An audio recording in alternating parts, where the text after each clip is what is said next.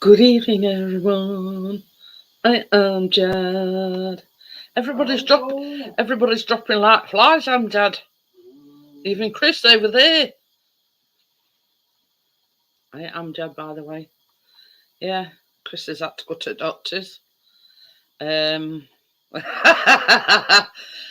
Yeah, all over the weekend. He's had trouble with his ear, all outside of his face, all like ear in his neck and everything. Anyway, so we went to doctors this morning. And doctor had a look at it, and she says she can't determine whether or not he's got a perforated eardrum or just a really bad infection. She says it was really red. Yeah, I ran that bell and all. You can ding it all you like, mate. You're not having me running rings round you. Chaser's bell. Oh. Johnny's succumbed to the dreaded bug, sore throat, tight chest.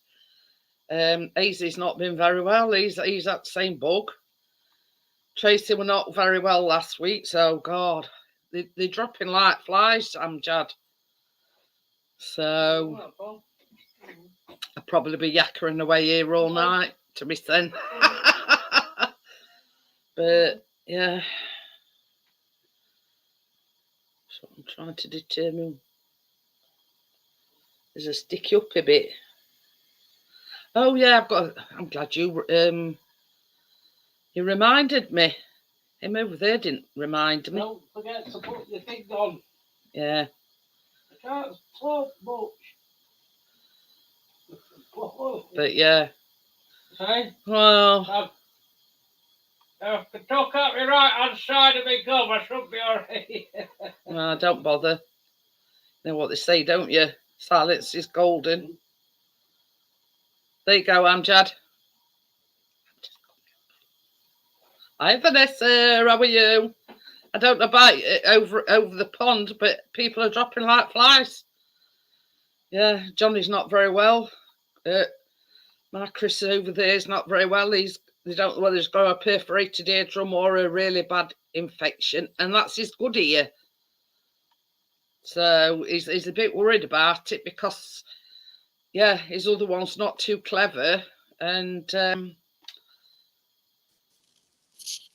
Hi, Amjad. Hi, Raphael. How are you? Hi, Raphael. Are you getting excited?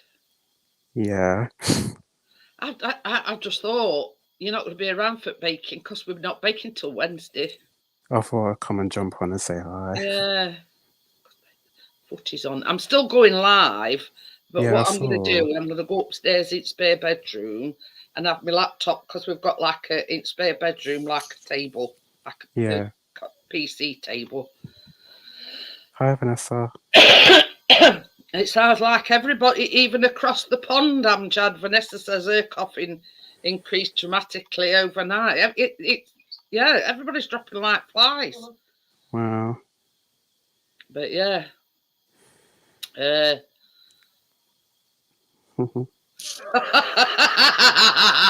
see what Johnny's pull? What? Emergency announcement, my tits are burning. Oh dear. Yeah, Raphael, everybody's dropping like flies. Johnny's not very well. Easy hasn't been very well.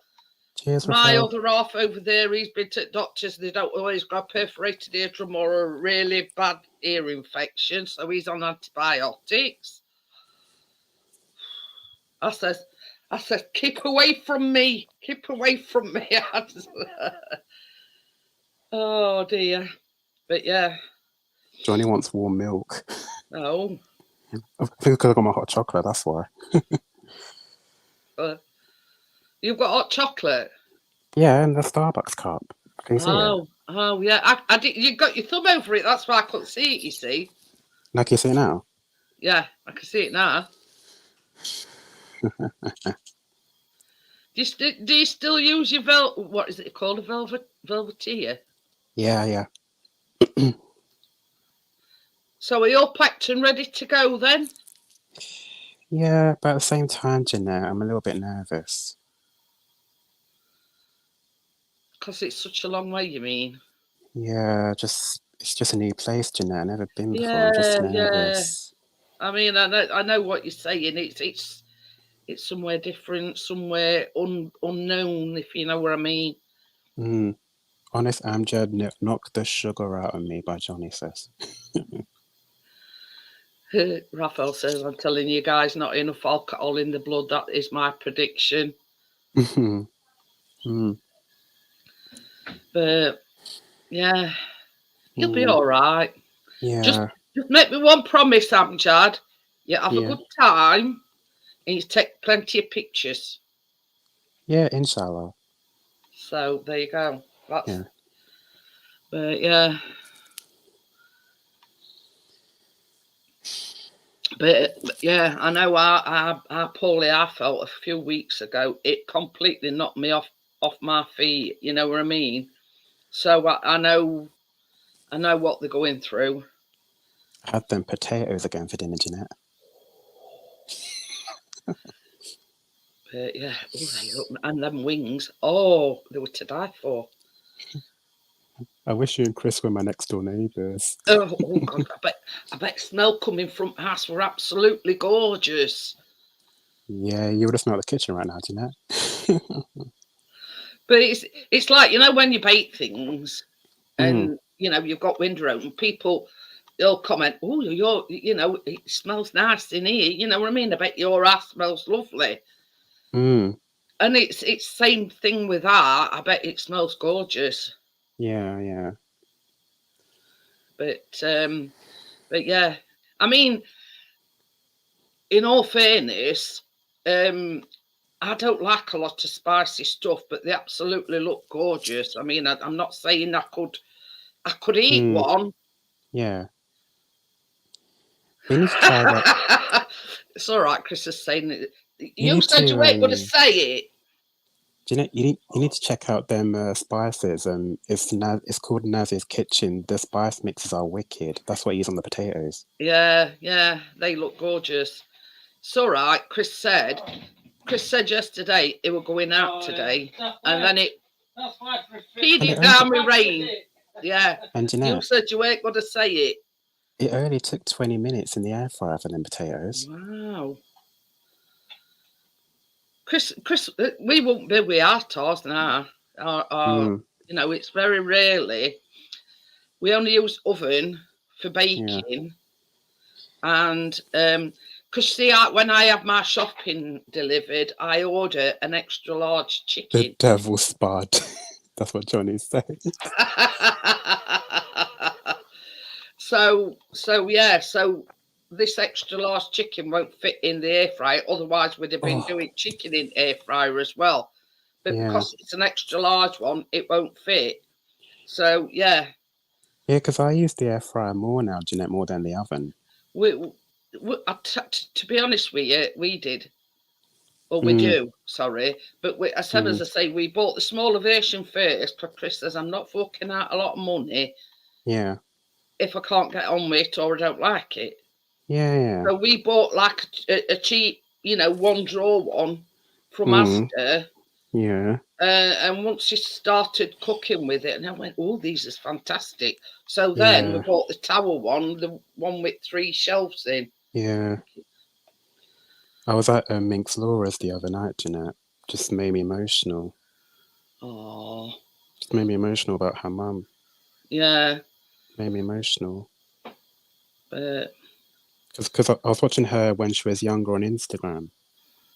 That's it. I mean, we've known Minx Laura for a long time. Yeah, same. I met her since 2018 now. But it made me emotional when I went to her live the other night. But didn't I meet? Is that where I met you? No, I found you through Golden Retro Movies, Tony's channel. Oh, right. See, I just because for some reason I thought we'd met through Laura. No. It was Tony's channel when he was called Golden Retro Movies. Oh. Because I've been watching you since 2019 now, Jeanette. It's a while then. Mum. 5 years, Yeah. but you'll be all right. No. It's Laura's live the other night. It just made me emotional. I know. I think this is the thing. I mean, we were on Struggle Street last night, and you know, Hazy lost his dog, Oh, and he sorry says to he's hear been that. looking at puppies and whatever. I says to him, I says, well, look at it this way. I says, if you were human and you'd sort of lost him, you know, to an illness, being a Yeah. human, then he'd want you to be happy. And he went, Yeah. oh, stop it. He says, you're making me well up. You know what I mean? I says, well, just think of it that way. Yeah. You know what I mean? He were a loyal companion for a lot of years. Yeah. You know, so. Yeah. But, you know, it's sort of from his perspective. Yeah. Well, you see, that's what we did, Raphael. We just got a cheap one, and Chris thought it was bee's knees, so we went big. We went bigger. You know what I mean? We got the Tower brand. Yeah, ours is Tower. Yeah, ours has the 2 drawers. Oh, air fryer. Our old Warwick Johnny says Tracy's brother lost his dog. Well, didn't he lose one just not so long ago? But whenever I'm at Minx Laura, she does ask about you, Jeanette. She's like, "How's Jeanette getting on?" Like, she does ask about you, Jeanette Laura. I'll have to try, because you see, this is the thing. I can. Hi, Gary. Hello. How are you? Hello, Gary. I mean, she don't sort of.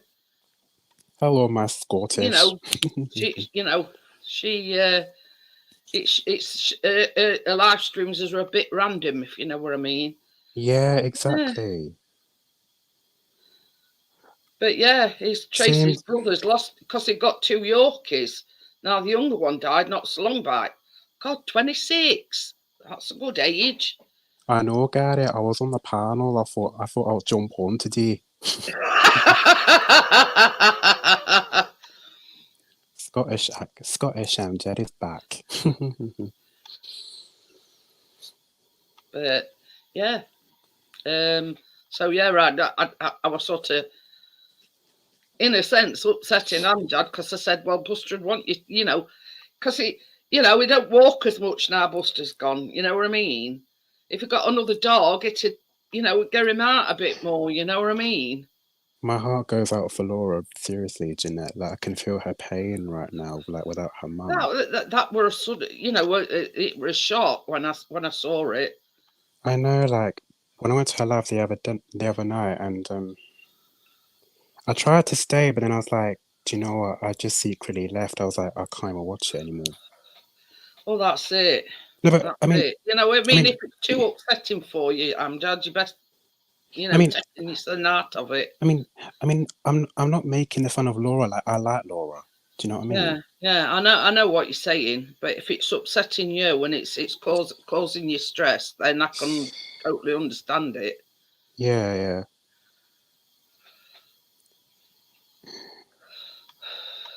Well, I can honestly say it, Amjad, from everybody, that we're going to miss you, honestly. Yeah.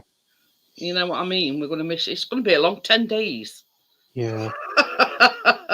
Because I went to my cousin's sister's house yesterday. You know, the one I stayed that looks like Olive. I went to my cousin's sister's house yesterday, and their mum was saying, "Don't be nervous. You're just going to be perfectly fine." And she spoke to me for a little while, and I was like, "Thank God, like, I'm glad you spoke to me about it." But you see, this is what people don't understand, Amjad, when you're autistic. Yeah. I mean, Callum, he suffers from severe anxiety, and it'd tip him over edge, honestly. Oh, yeah. But yeah, people don't understand when you're an autistic person, changes and new things can upset you. Tris. Yes, he's serious. Can you imagine your ears popping when you go on plane though? I won't take that risk if I were you. He Gary, can't fly anyway, Amjad, because he's got this poor ear. Gary, it's not that Laura, it's another Laura. No, it's a different Laura.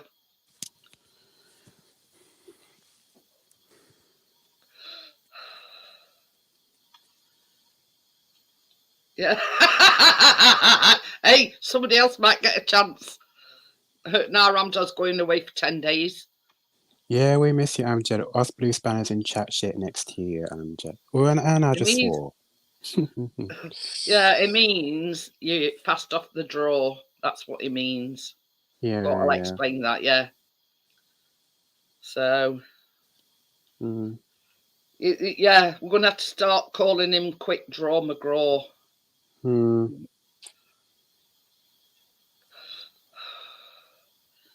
But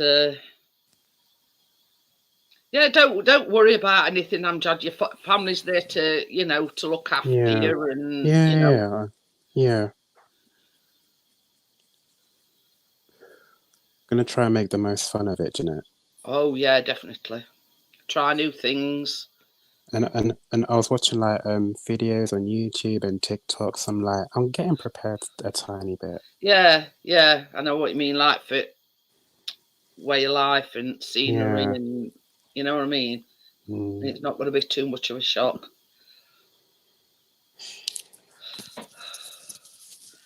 So, guys, there's this link up there. If anybody wants to come on panel, I know Johnny's not up to it, but yeah. I'm changing my phone on my birthday, Jeanette. Ooh, what are you getting? I don't know. I don't know where to go for another iPhone, but you know the Google Pixel phones? Oh yeah. I might go for the Google Pixel. Oh, I've seen them advertised. They look all right. Yeah, I was thinking of getting one, Jeanette, because the camera looks wicked. I might get a Google Pixel. Johnny's put lol made you swear, Amjad, naughty boy. I never swear, just 7 days a week. Johnny, it's okay, mate. We understand. Well, we're hoping he's better for Wednesday because we're taking them things over to Tracy's. All being well, and yeah. You'll be fine and happy after. Oh, thanks, Raphael, sir. Because I went to Raphael's the other night and I was telling him I was going on Wednesday because I'm not going to be around next Saturday. Yeah. I was at Raphael's the other night. Yeah, I always pop in. Because try and pop in as many as I can. Because when you finish your live on Saturdays, you know, I go to Raphael's after for a little bit, then I go to bed. Oh.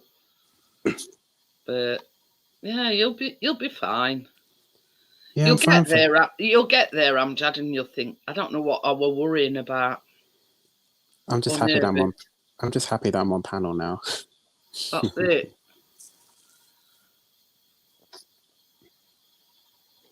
So have you got any last minute things to do, or? Not really, Jeanette. I mean, all the suitcases are packed in our bedroom anyway. So you've nothing, you know. You know them. You know the Robinson squashes you mix with water. Oh yeah. You know you can get the mini bottles that you can squeeze a little bit in your water. Yeah. I'm taking one of them on holiday, so I can just drink summer fruit when I'm on holiday. Oh.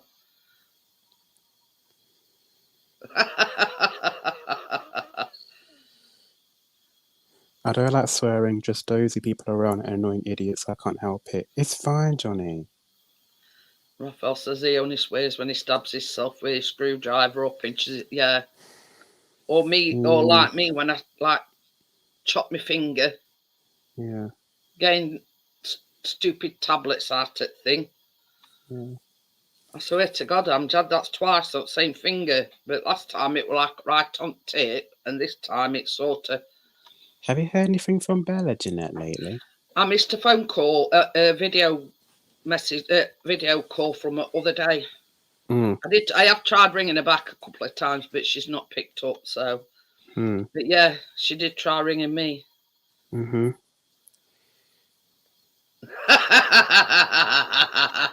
Johnny, you're too funny, mate. Well, I mean, Chris has sort of had a similar experience. He was driving to Asda, and this guy were parked sort of that way in car park.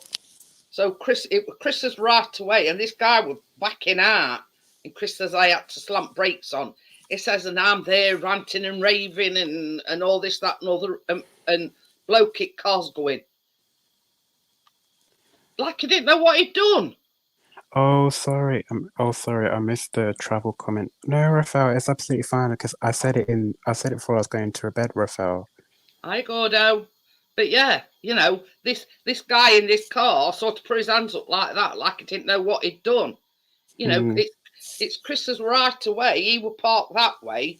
Chris was sort of, so he were backing out, and Chris had to slam his anchors on, and of course he were beeping and Yeah. you know, calling them all names under the sun. The bloke just went like that, so, like he didn't know what he'd done. Yeah.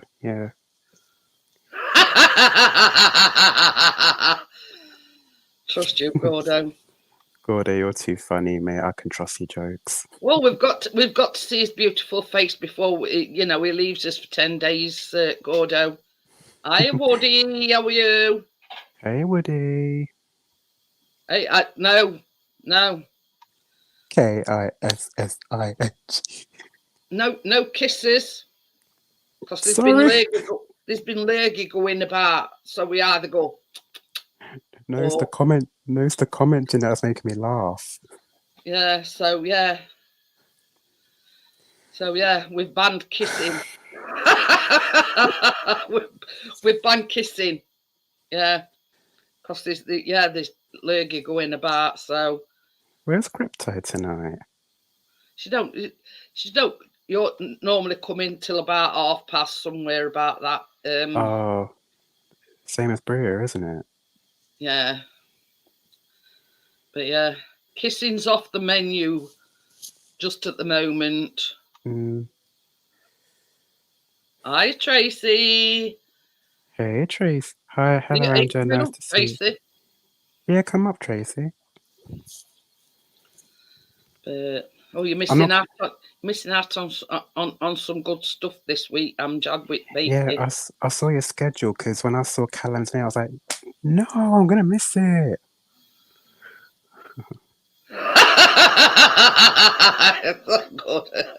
He says I've been replaced, Gordo, with a younger model. When he means French kissing, he don't mean that French kissing. He means that, yeah. The French greeting, not the tongues French kissing, yeah. But yeah, I thought I'd just put that issue straight. Yeah. No lips involved at all. Absolutely not. Well, for the foreseeable till, everybody's got shut to the lurgy. No, because basically from 4 hours from London, it's basically London to Egypt is like 4 hours, then from Egypt to Saudi is like 2 hours. Connect flight. Yeah, boy.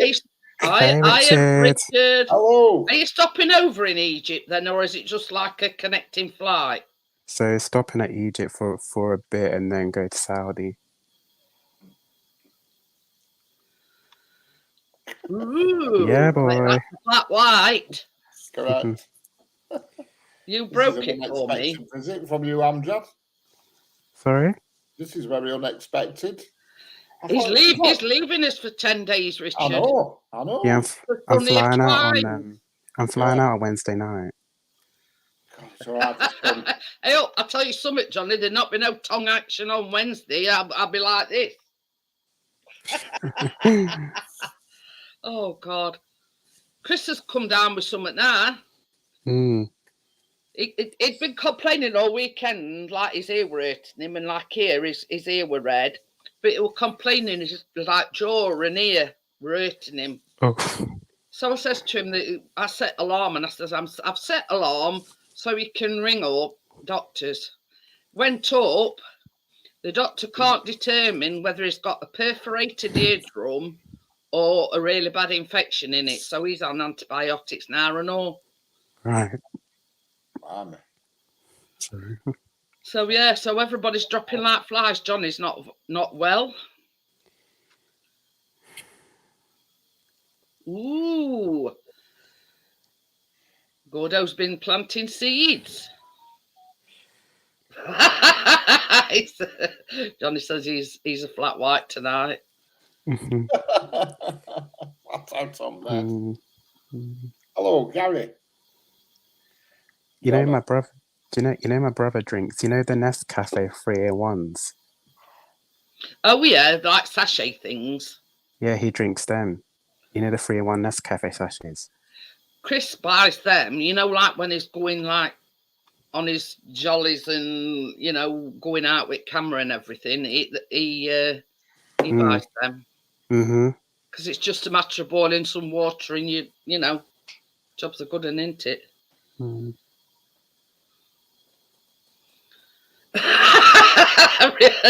Carrie says, all right, Richard, you're late. Was there leaves on the line?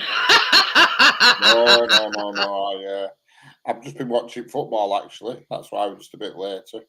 I'm just watching Blackburn. Ooh, football. chilies.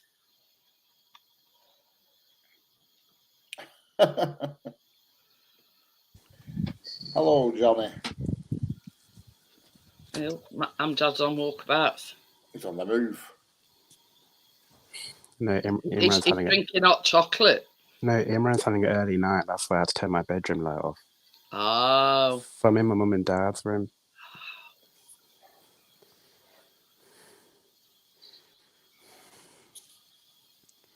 Yeah, that's the only problem, isn't it, Johnny? Nursery. What's up with Johnny? Is he not so well? No. How He's many? under weather. His chest's tight and he got lurgy. Guess how many Yeah. followers I got on TikTok, Jeanette? How many? 129. Ooh. So Hi, that's Jamie. all I've got is you. Hi, and about wrestler. 3 others. Yeah. Oh, I got 0 because I'm not on TikTok. I've got 4 followers, and I know every one of them. I'm going to say I got 0 because I'm not on it. I blame the 20-year-old germ on his Xbox. He's Callum. Oh. Yeah, well, it started with Callum when I got that really bad cold. But then he's had another one since, so I said, don't kiss me. Your cups don't look as big as ours, Richard. 180 mil. I don't know what this is. Oh. Mm. Exactly the size that they recommend, 180 mil per capsule. So these are 180 mil cups. Did you just buy the one? Cup? No, I bought a box of 6. Oh. A box of 6. He says I had none. Raphael, I ain't got any either, Raphael, because I don't do TikTok. Mm. Cough, cold, temperature, feel like shit. But yeah, that's how fast it comes on you, Johnny. I've got followers on Instagram. I think I've got 146 on Instagram. What's the basket of fire? I don't know. Hi, Bria. Chocolate. Hiya, Bria. Hello, Bria. Habaneros. Orange habaneros. Jalapeno. Oh, it means all hot stuff. Oh, them jalapenos, my God, they are a wolf in sheep's clothing, them buggers. Oh, dear. Catch you out to them. He says, I may plant some more types if the seed's about. Raphael says a cup should have 250 mils. Yeah, you're probably right. If you look on the instruction on the pods, it says, on the flat white pods, it says makes 180 mil. This cup is exactly 180 mil. Yeah, good. Johnny's greenhouse blew away. It did fly away. Can't get much greener than that. That's travelling, is that? That's what you call green travelling. Yeah. Oh, wow. Hello, Bria. Did Hello, did Gary. did it leave you your framework, Johnny? Were it just tarpaulin bit that did a runner? Well, I mean, it could have been worse if it were just tarp that flew away. Excuse me. Yeah, it could have took framework and everything with it. You know what I mean? So, I mean, Hi, Bria. yeah, look who we've got on panel, Bria. Special guest. Yeah. Yeah, boy. Yeah, boy. Who's got thousands of seeds from last year, as Johnny. Hey, think on it this way, Johnny. You'll be able to expand your area this year, with that fence blowing down. You'll be able to sow your seeds, Johnny. Yeah, be able to sow it far and wide.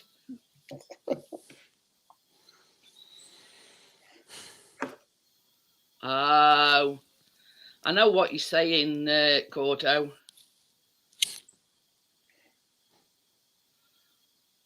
He says he'd like a bigger one, but I don't have footprint space. He means, yeah, nowhere to put it. In other words, when it's.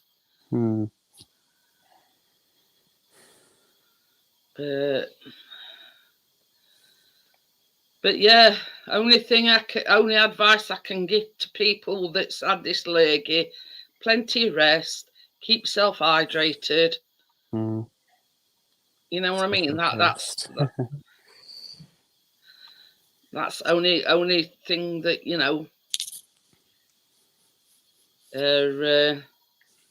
But Chris said to me last night, he kept saying, "I think I'm losing my voice again," and now we're going. What's that?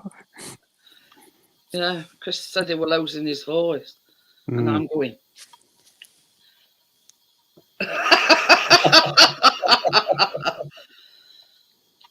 Oh, bugger.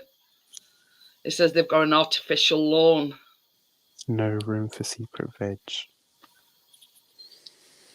Can't you be a sort of a secret ripper-upper? Yeah. We used to have, all whites, I'm a secret lemonade drinker. He could be a secret, yeah. Secret lawn destroyer.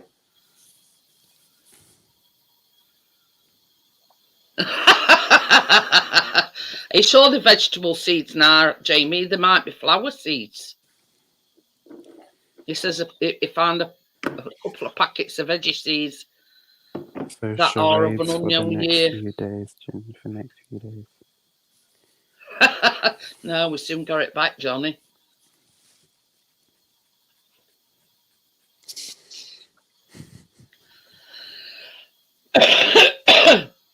Yeah, my only hand gestures a bit. Hi, Park Nest. Hi, Park Nest. How are you? Hello, Park Nest. I was going to say something and I forgot. Could have been that important.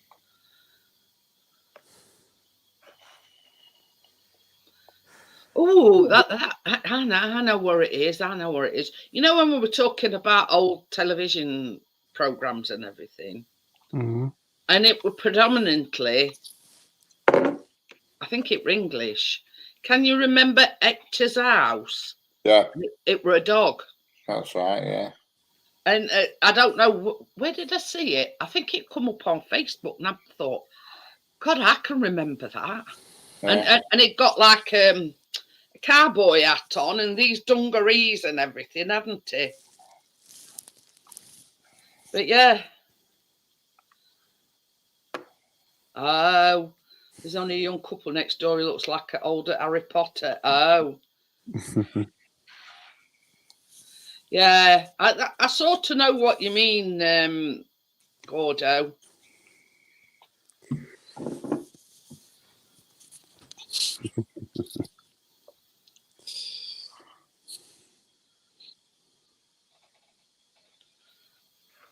It were a frog, a cat, and a dog. Yeah. Oh, it were French. According to what it says here. Yeah. You remember? Frog. Yeah, Ah. puppets, that's right. Puppets, yeah. Hector's Yeah. house. They So must he have looked like with straw hat on and dungarees and They must everything. have dubbed it because it was definitely on English channels and they It spoke says Hector's House is a French children's television series using dub puppets. It was first broadcast in France on Summit Channel on 27th of October 1966. Yeah. Wow. Mm-hmm. Went for 7 series episode, 78 episodes. Mm-hmm. Yeah, It was revoiced in English yeah. and broadcast on BBC One on the 9th of September 1968. Hiya, Hazy. Hey, Hazel. Hello, Hazy. And repeated through the 70s. I remember it quite well, that actually. And it only run for 5 minutes each episode. Yeah, they always were little short episodes, all the kiddies things. But yeah, I saw it like a picture of it and I thought, I remember that. God, I must be old. Mm-hmm. I was doing this quiz on Facebook tonight and it were like old things, like VHS recorders and bloody bedpans and a goes under a pot, in other words, and yeah, there were only a couple I got wrong, and I thought, God, I must be old. Yeah. Mm. I remember that Hector's House. I'm surprised I do because it were very early, but they probably showed it a few times. It says it were recast in 1970s, I think. Yeah. Mm. Or they stopped it and then it. They used to put lots of children's programs on 5 to 6 at night, just before kiddies' TV finished. I'm laughing at what. Every dinner time as well. We're called Watch with Mother. Do you remember that? Every dinner. Yeah, time. Watch with Mother. Yeah. Watch with Mother.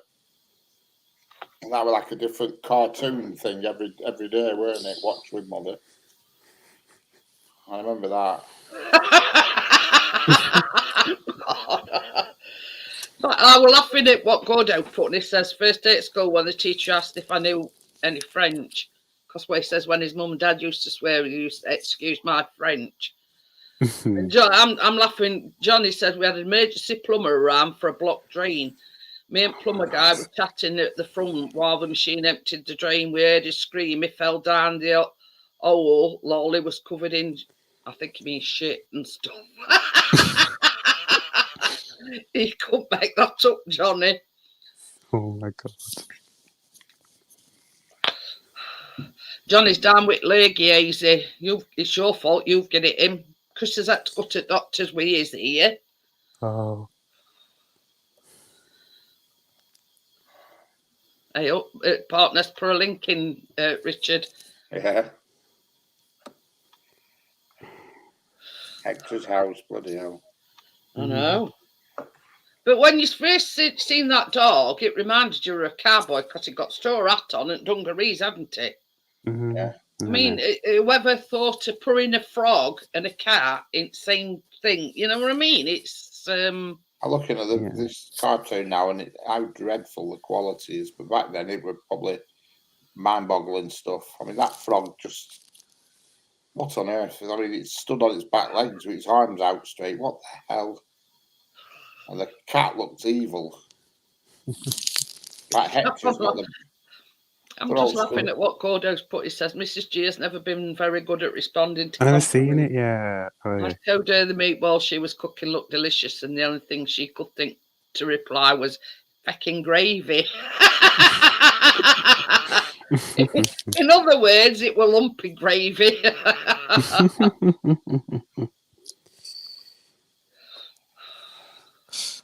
We see this is a thing when we have Sunday dinner.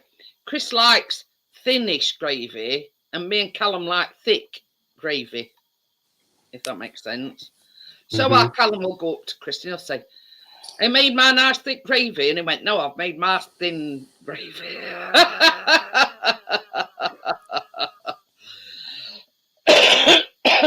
But yeah, I mean, isn't it strange? I mean, it's just gravy, but Chris likes his gravy like of a thin consistency. Now me and Callum like thick gravy. So there you go. And this is the strangest thing, Amjad. Yeah. Don't like tomatoes, but he'll eat tin tomatoes. I'm same. I won't eat a raw tomato. No. If it's cooked, I'll eat it, but I won't eat a raw one. He won't even eat it. You know, like sometimes I go out to a restaurant and they cut a tomato in half and like do it under the grill. Chris not even eat that. I'll eat that if it's cooked, yeah, but I can't eat a cold raw one. I really eat on pizza. Ain't it strange, you know, that he don't like tomatoes in the raw form in any way, shape or form, but he'll eat tin tomatoes.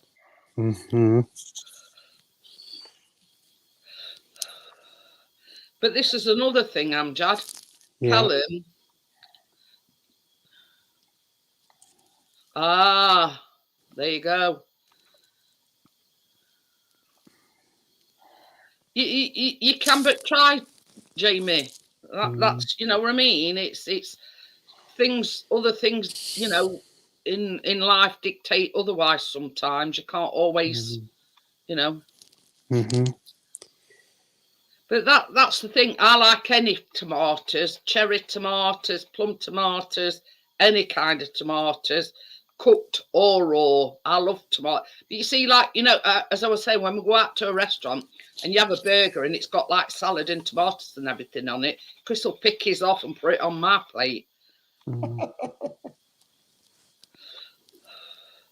the thing is, Johnny, it's a good sign because you're sweating it out of you. He says it's temperature's going on his wick. 1 minute is, you know, cold and hot. But you know, it's a sign that it's sweating it out of you.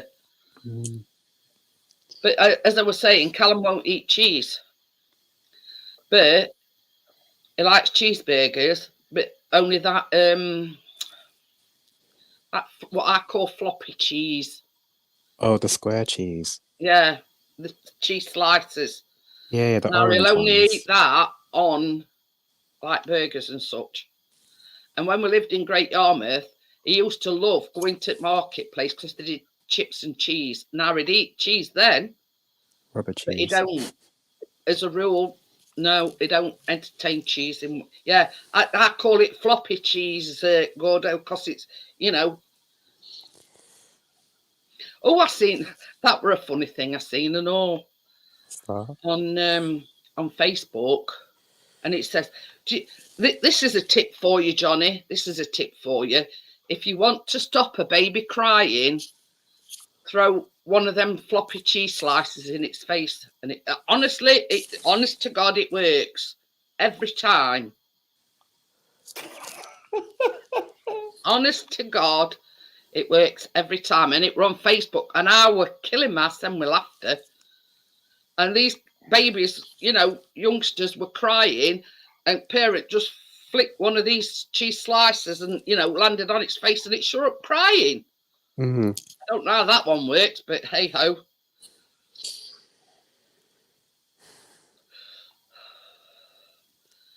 But I don't know, partners, but every clip that I saw, it stopped it crying. It was so funny, you know, these little kids and babies crying, and parent just flung this cheese, one of these floppy cheese slices at it. I'll see if I can find a video of it. Ooh. That's it. We've all got goals to, you know.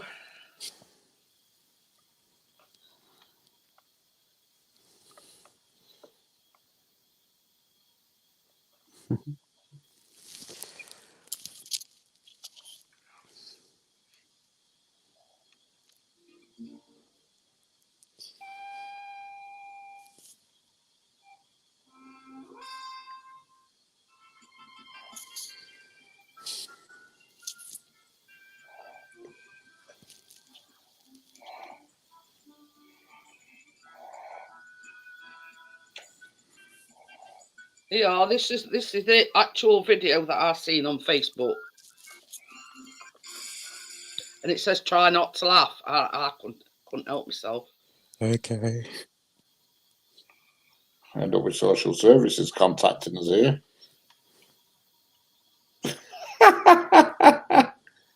What the? What the?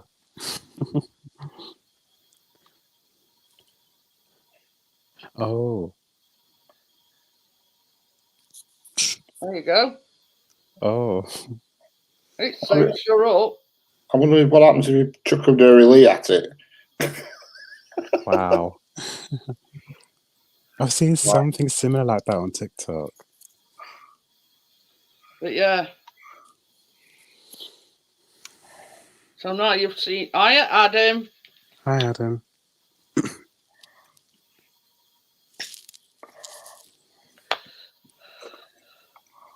In Wisconsin, they call themselves cheeseheads. I wonder if the baby thing is when that got started. I don't know. But I saw it on Facebook, Jamie, and and it says try not to laugh. How can you try not to laugh?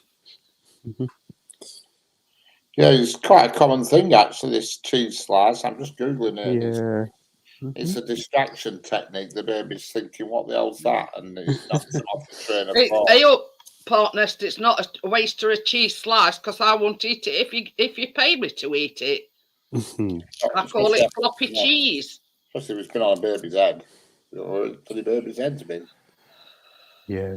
Yeah, Jamie says kiddies just surprised something whacked on its head. But yeah. Sorry, I've not been well. I think everybody's saying Johnny's down and out, and Chris has had to go to doctors, and yeah, he's on antibiotics because they don't know whether it's perforated eardrum or a really bad infection in his ear, and it's his good ear. Best thing to do if the baby's kicking off, just chuck a lot of baby bells at it. Yeah, I agree there, Gordo. It's horrible stuff. And that's why I call it floppy cheese, because there's no other term, you know. No taste to it, is there? No, it's bland. It's rubbish. Yeah. Tastes of nothing. Yeah. I like mozzarella cheese. Oh, yeah. I like most cheese, to be honest. I've still got some weird cheese left in fridge yet. Weird cheese. and you get it a go, Richard? I've got what, sorry? Haven't you give it to go? I've had most of it, but I think there's just one left, but it's a funny flavour. I can't remember off the top of my head, but it's very daunting, the flavour. It's something like one apricot and lime. Something lime or something it is. Yeah. It's a weird flavour. It's bloke that's get everybody is lurgy. Yeah, boy. Can't catch a few. Johnny's on his sick bed now as well. I've just been for a sauna and a swim and a steam room. Hello, Tommy. Has it cleared the congestion? I think it helped a little bit. I have a little drop of this. I thought, come and say hello. Johnny says, "Don't do doctors." Well, Chris has been that over weekend. Yeah, his ear, and it were red, and all down side of his jaw were hurting him, and all ear on his neck. And he's been to doctors, and they said they don't know whether it's a perforated eardrum or a really bad infection. So he's on antibiotics. That's not good, is it? What's this? Chris with his fucking runny gravy. It's divided opinions in our if you who likes runny gravy?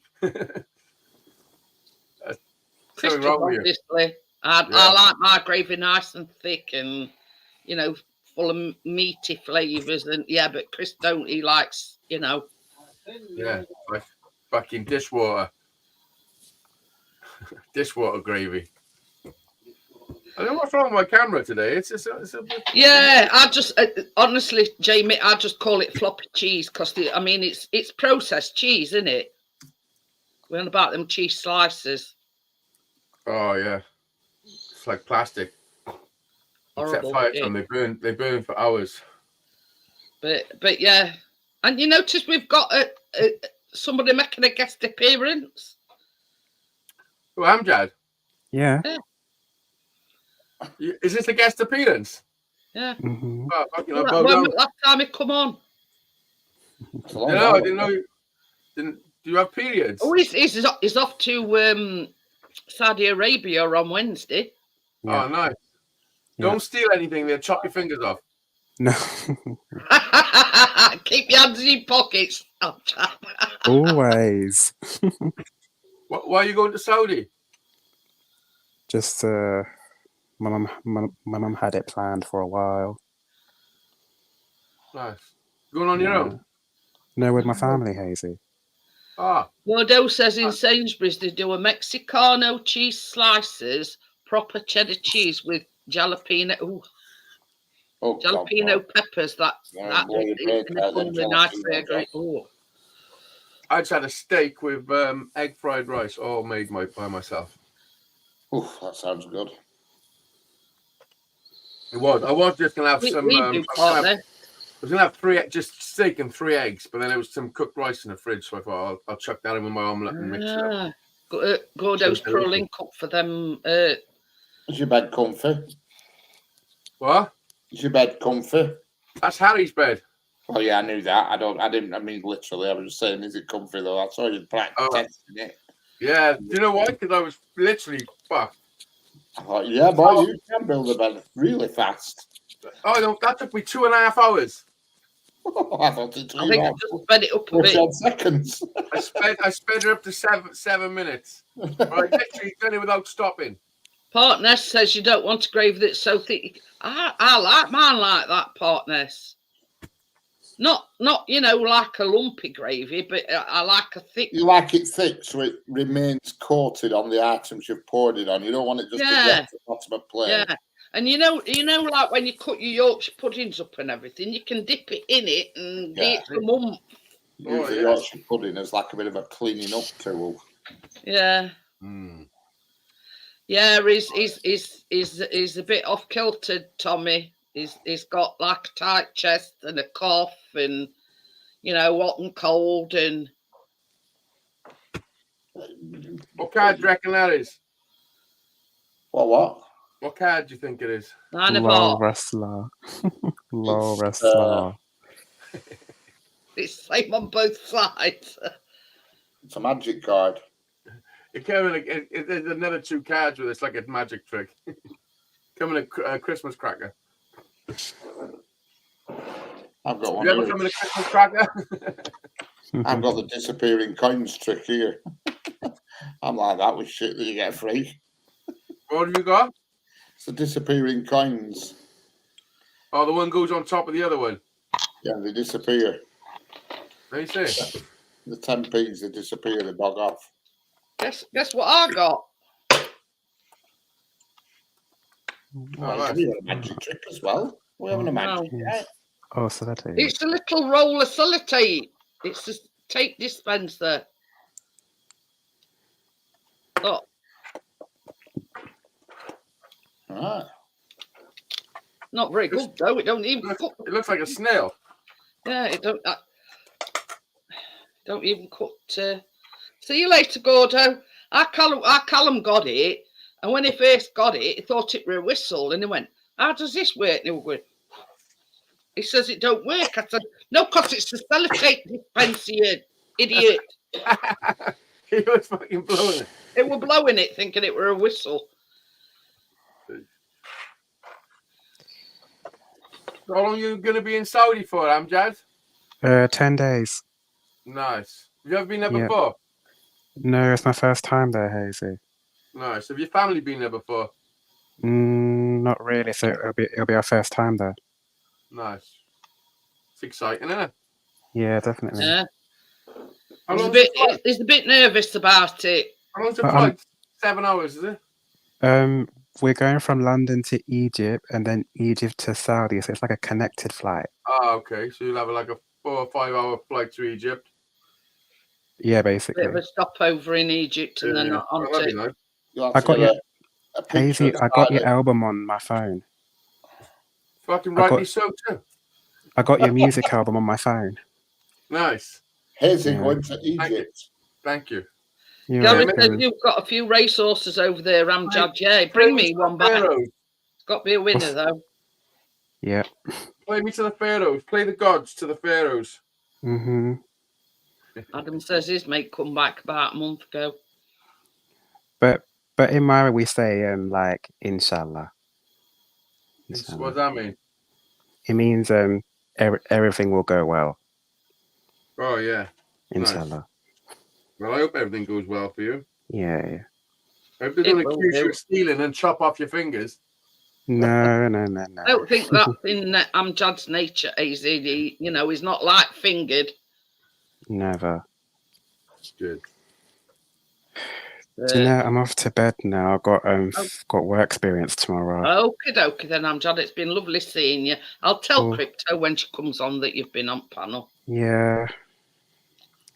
See you later So, then. yeah, you take care. Yeah, Right, you have a great trip. Yeah. I'll see you Thank tomorrow you. night.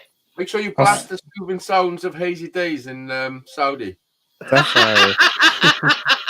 I'll blast them on my Yeah. headphones. Nice. Nice. See you later, Amjad. I'll catch you guys tomorrow. See Bye. you Take it later. easy. Bye. Thanks for getting my album. I appreciate it. See you later, You're Jamie. welcome, Well, Hazy. Jamie's going. Bye.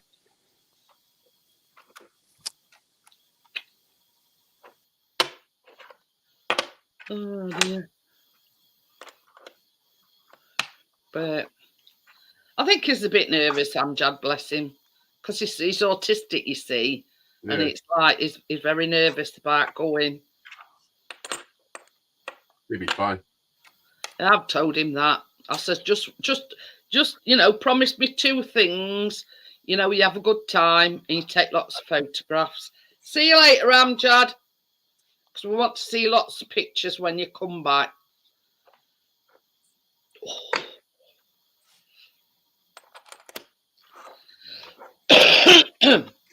This is that cream I have for my.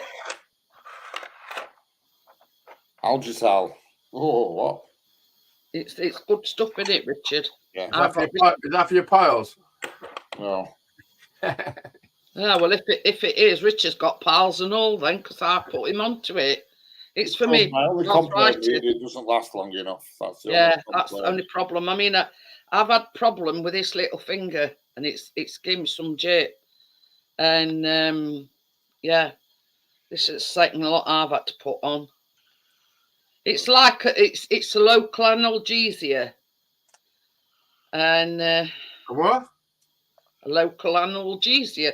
When kids have operations and they put them patches on with that white cream, this is Yeah. It's a numbing cream, basically. yeah. Well, that's basically what that is. It's what's on the inside of those condoms that make you last longer.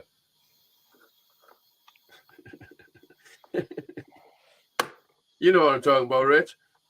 Say that again.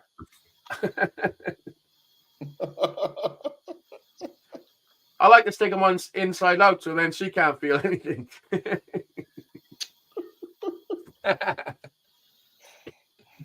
Fuck's sake. What's wrong with my head? It's fucked. They broke me. Motherfucker.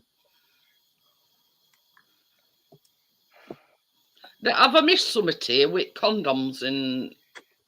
Well, you're the one bringing out the cream and the fucking all the lube and shit. Fucking Not numbing lube. agents. Are we talking about Amjad, Tommy? No. He says he's such a gentle, soft-spoken chap. It's a pleasure to know him. I don't work Not at necessarily if you wear said condoms inside out, you don't have to wake her up. And so the first client comes in. I said, listen, I'm going to have to numb it, if you don't mind. She said, certainly, if it helps. I said, okay, num, num, num, num, num.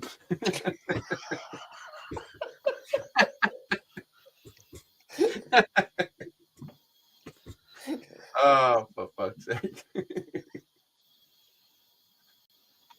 Only another man would find that funny. I didn't last long.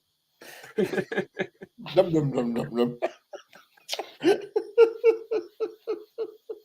That's what gynecologists and pizza delivery men got in common. They can both What? smell it at work, but they can't taste it.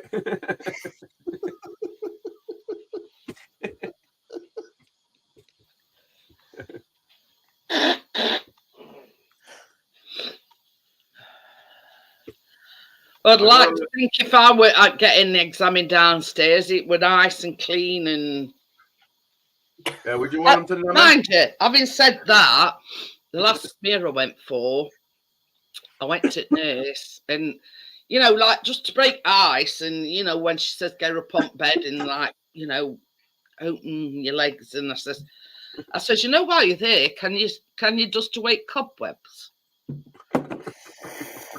Pissed us and we're laughing. I says, well, I didn't really think it was that funny, but yeah, hey ho, whatever floats your boat, you know what I mean? Did she give him a little wipe away? But it's not a very pleasant thing, but you know, if you can break the ice and you know, just get cobwebs a bit of a, you know, clear out. Why do lighthouses blink? You would if you had crabs on your rocks. Don't give up the day job, partners.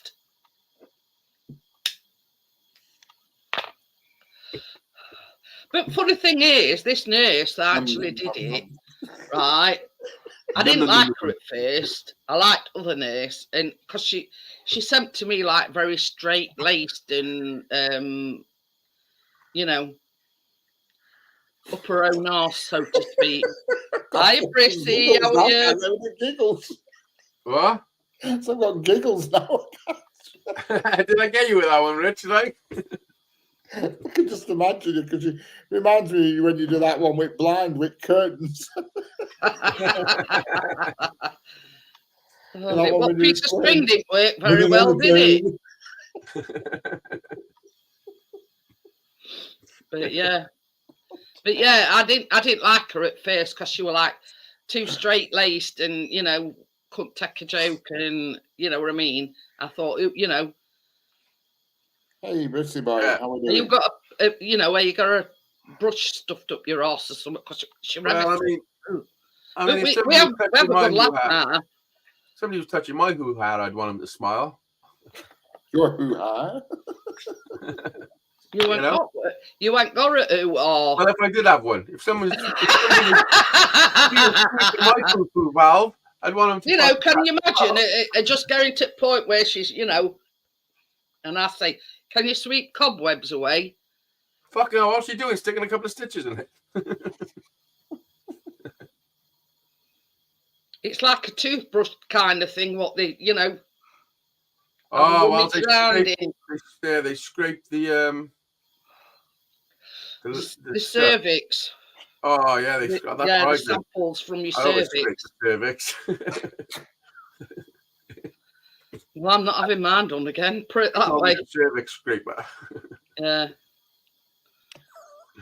I could just imagine you as a gynecologist. I couldn't. Well, I'm gonna say I couldn't really, but yeah, I could just You'd imagine have you as a gynecologist. Yeah, well, I would put you at ease, wouldn't I? You know, you'd have a little laugh and a joke before I fucking rub a glove. Is that before or after I fell off it off it examination table? Like I'd come in with fucking swimming goggles on and big rubber gloves. and swimming out. Yeah. Like a scene out of All Creatures Great and Small. With a big rubber glove on. Yeah, I'd have one of those fucking all-in-one skin-tight suits. A gimp suit. Or an hazmat suit. I'd have one of those inflatable penis suits on. That's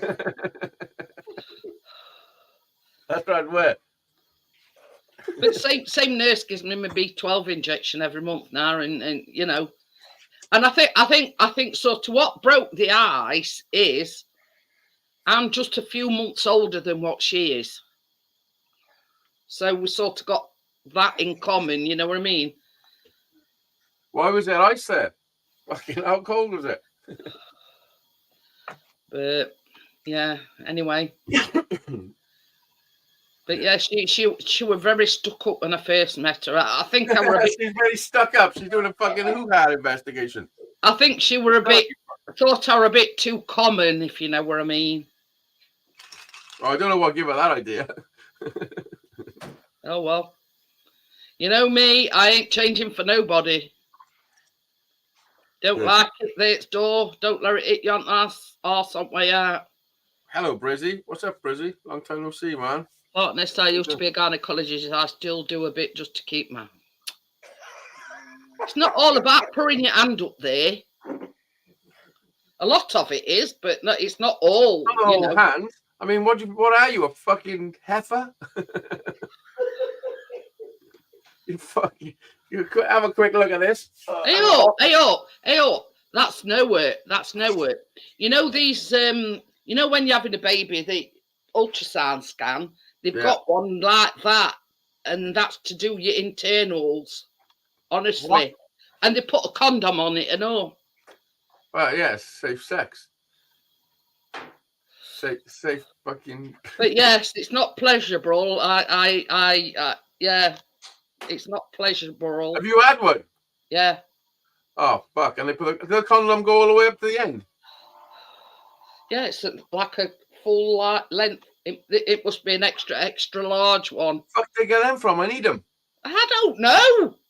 I hate it when the condom just goes halfway up. But yeah, it's a big long thing that they come and stick up your but they put a condom on it first. And basically, it's like an ultrasound, but they do it. It's an internal thing. Yeah, sounds great. Not if you're lying on a bed and yeah. Oh, it's horrendous, isn't it? Things women Yeah. go through. I mean, I would say you men don't know half the problems. I've seen children come out of people. It's fucking crazy. Like I've literally seen in my own eyes. Like No, it don't vibrate, Park Nest. an actual human. But So yeah. yeah, it just makes you go, oh, I'm fucked from now on. You know what I mean? These internal things is because at the time I were having a lot of period troubles, if you know what I mean. What us women have to go through again. Oh, But yeah, you know, I had a lot of period problems, and they found out I got a cyst on one of my ovaries, but it weren't that bad that they got to operate. They said just to leave it alone. You know, the best thing to do was to leave it alone, if you know what I mean. But this cyst causing like irregular periods, and you know, then I'd go and not have one for months, and then all of a sudden, you know, out of nowhere I'd get another one, you know what I mean? And they did an investigation. Johnny says Fanny Craddock issues, yeah. But mine were to do with my irregular periods. And they found out okay, Rich? I've got a cyst on my ovaries. All this talk of fucking gynecologists, I think Richard's gone to knock one out quick. Too much for him. He's like, holy fuck. It's so come back when you said that. I just heard somebody on about knocking one out. I thought, shit, what am I missing here? No, because I read about I've been reading fill my glass. Refill my glass. Oh, you got yourself a drink. Are you still off the booze? Yes. Good boy. Booze. That's it. I've been booze free now for 3 days? no, it's more than that. 4? that week, innit? A week last Saturday, so it's 7, 8. Oh, was it a week last Saturday? Yeah, I'm just a drop this weekend, so that's it. I'm no booze. You still got a bottle of vodka though in cupboard, he said. I've got a bottle of Baileys. I've got a bottle of gin. Do you know what? It's better And to Johnny give Walker. a drink when you've got some drink there as well. It's when Yeah. you haven't got any is the worst because you're like, there's none there. I've got Baileys gin, some whiskey that I'm going to get to Chris when we ever meet, a bottle of Johnny Walker, and I've got some Smirnoff flavoured vodka as well, which I had a couple of, and it's God, it's strong. What flavour is it? Don't know, it's flavour? some red stuff it is. It's red in colour. Cranberry? I don't know. I don't Tell you, taste hang very on. nice. They're coming up, Chase. In Hello, place Trace. of Johnny. But Partner Got to said take he's it seen now. a chippy called Fanny Haddocks. No fucking way. We made that up. That's fucking but no fucking way did someone call it chip shop Fanny So, Haddock. Smirnoff, mango and summit Mango and passion fruit. twist. Did Strong you not see that passion fruit? mango passion fruit twist flavoured vodka. 34% volume. did you put something in it or did you just have it neat? Oh, it's more than 34. I can't read the bastard. Hang on. I think it's 37. It should be 37, Smirnoff. 37.5 it should be. I think it is. I think it's 37. No, it's 37.5. It's Oh, there, that's definitely all. 37. Oh, you have to. Yeah, it is 37.5. You're right. Bang on. There you go. I don't fuck around. I'm like a computer. It's fucking weird, man. But it's strong when you know, it really gives you a whacking throat when you drink some. Did you drink it neat This or stuff did is you 50%. put something to This it? is 50%. See, I thought it'd been flavoured to be easy going. 50.5% this shit. Jesus wept. Fucking delicious. I bet that's got a kick to it. It haven't, because do you know why? Because I'm a real man. See, I bought that bottle of gin thinking what you said about no calories and all this shit, but I haven't actually opened it and had any yet. I've left it. So I'll try. We'll have a and- little drop then. You'll have to get some tonic waters, Richard. Yeah. What some you got to mix lemonade, with it? maybe. Mix some of that vodka with it. Oh, fucking hell, yeah. What have you got to mix with it? I must admit, I don't like Only I can mix gin with here is only thing I've got is lemonade. Well, that's all right, bit of lemonade. But let me tell you what to get. Lidl's. Have you got a Lidl's by you? Yeah. Let me see if. Got Lidl and Aldi. We've got them both. Well, Lidl's do this fizzy drink. There's 3 flavors. They got elderberry, fruit cocktail, and cherry fucking Manello or something. Morello cherry. Morello, yeah, cherry Morello. And it's only like 50 pence or something. I think it's 60 pence a bottle now. But it's like got no calories in it, like very little calories. Yeah. And it's nice for what it is. It's nice. And I used to mix sour gin when I was trying to lose weight. Yeah. Let me see if I can find it. Lidl's.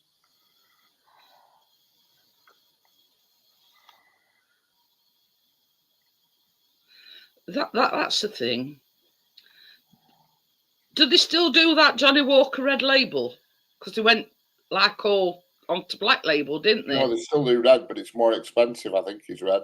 Is it? Mm. I'm going to say, I know at one time you could get Johnny Walker with a Red Label on it. Yeah, I think they still Then do it sort of went to like a Black Label. I mean, I don't know what difference is. Is it a different strength or? Why can't I find it on you? So Yeah, it's still do red label, and it's a similar price. So I don't know what the difference is. no idea. You get one for 20 quid a Johnny Walker in Asda. Red Well, label, look, 20 quid. Look, for a 25ml serving of it, yeah, it's got 0.3 grams of protein, 1.5 grams of carbs, and 0.1 grams of fat. Yeah. So good, like for a fizzy drink.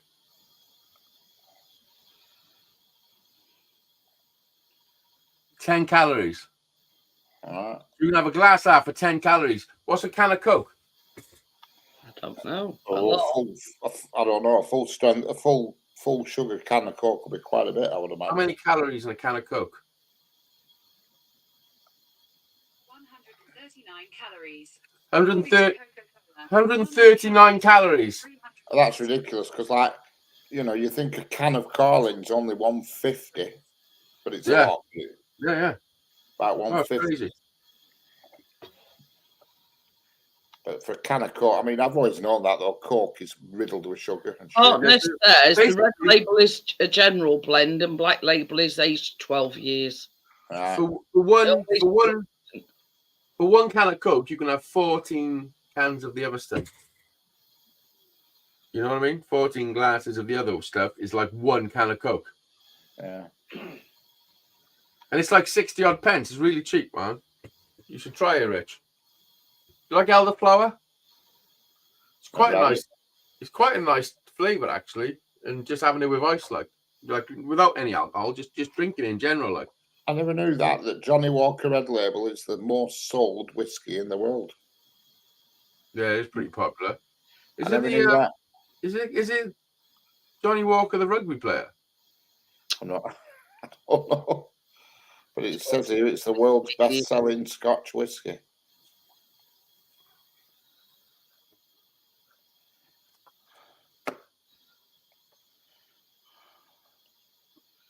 Single malt as well. I never knew that. But not that I would. But, you know, I mean, I must admit I'm not a whiskey drinker, but I always wondered what the difference were between the black label and the red label. It seems to me like Pointer says the black label's aged more 12 years or something. Because that one I've got here is a black label. I can see how much volume on this one. I can see how much do you think the How Johnny much a Walker, whiskey? how much do you think the Johnny Walker Red Label is in percentage? It's definitely probably 45% at least.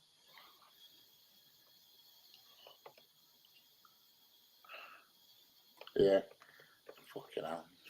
I think it is 45. Thought the picture was going to come up bigger, but it hasn't done. Partner says unknown to the producers at Carry On Film, Sid James had an agreement with Johnny Walker to have their whiskey. You know, like Johnny advertising. Walker. And,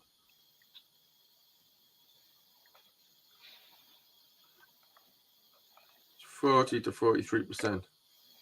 Yeah. you were near enough. Yeah, it says 45 on this bottle, I think. Can't blow a picture big enough to see it. Yeah, black label's 12 years old. Whereas the red label doesn't seem to be.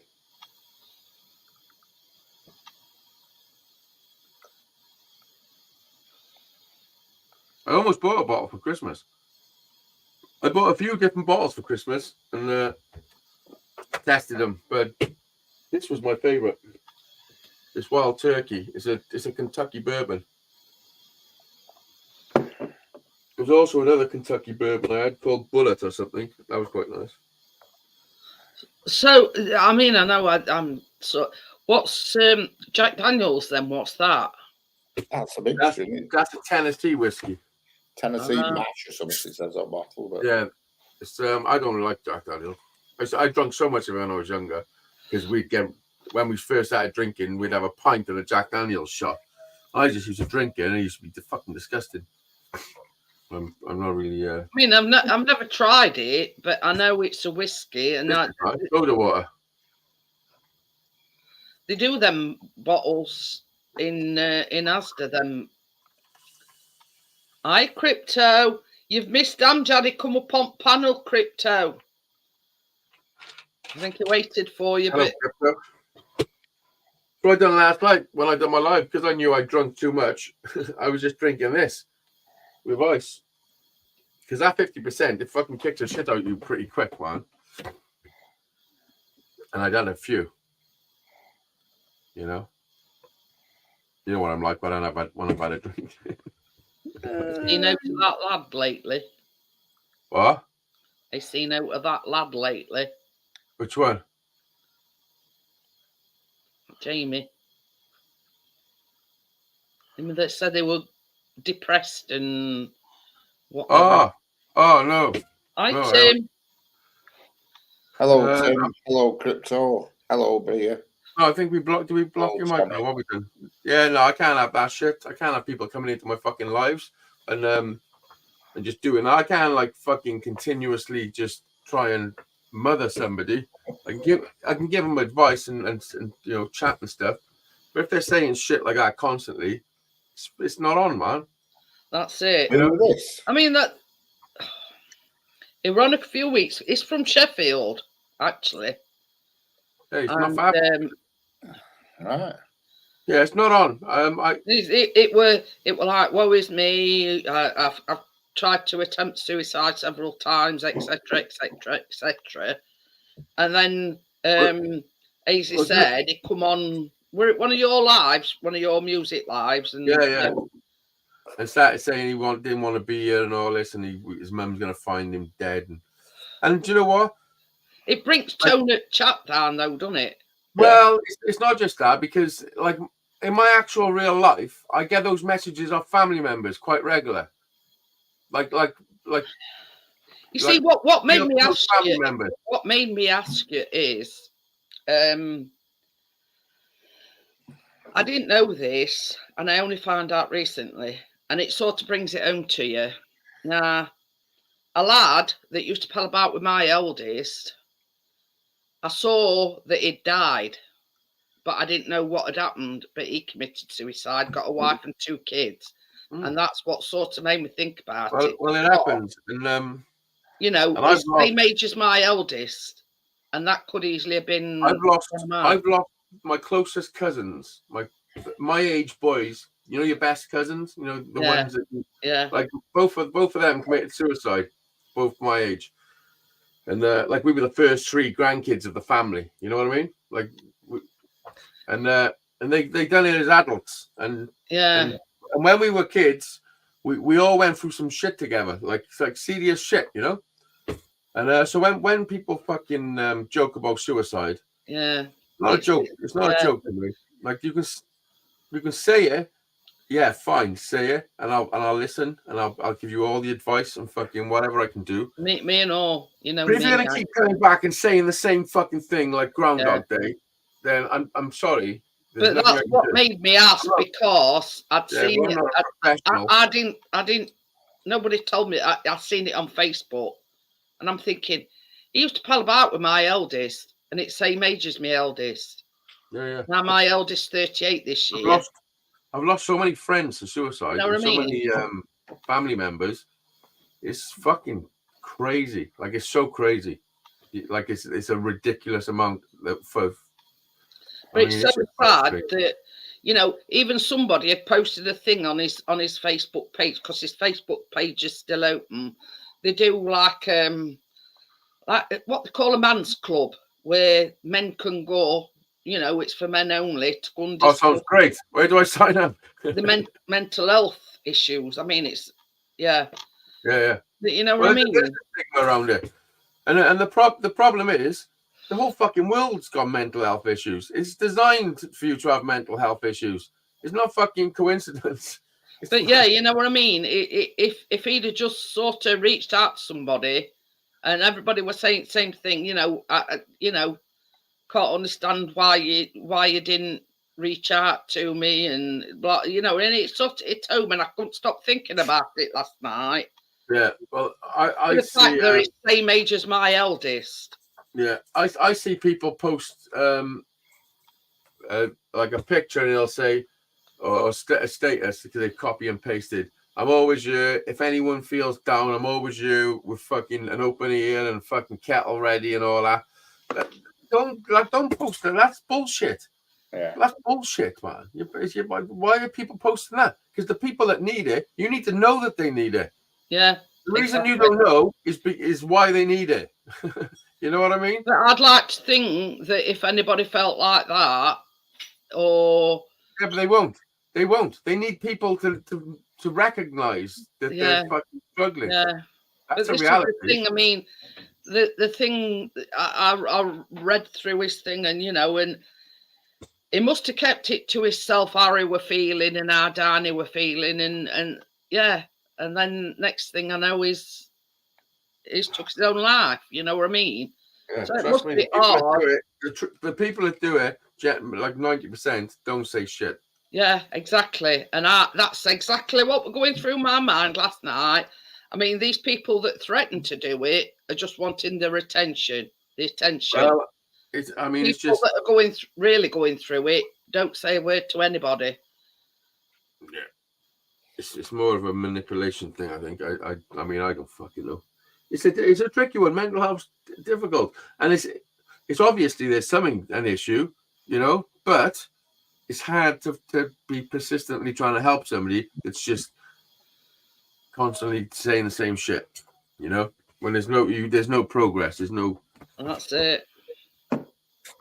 So, Well, if anybody else wants to come on panel, it links up there. Just saying, you know what I mean. Yeah, like the reason I go to live shows is to fucking chill out and that's it. That's take it. my mind off shit. Take my mind off shit for a little while. Chat to some people. Have an actor, yeah. Make a couple of jokes. Give some advice if I've got some. You know, fucking. Nom nom nom.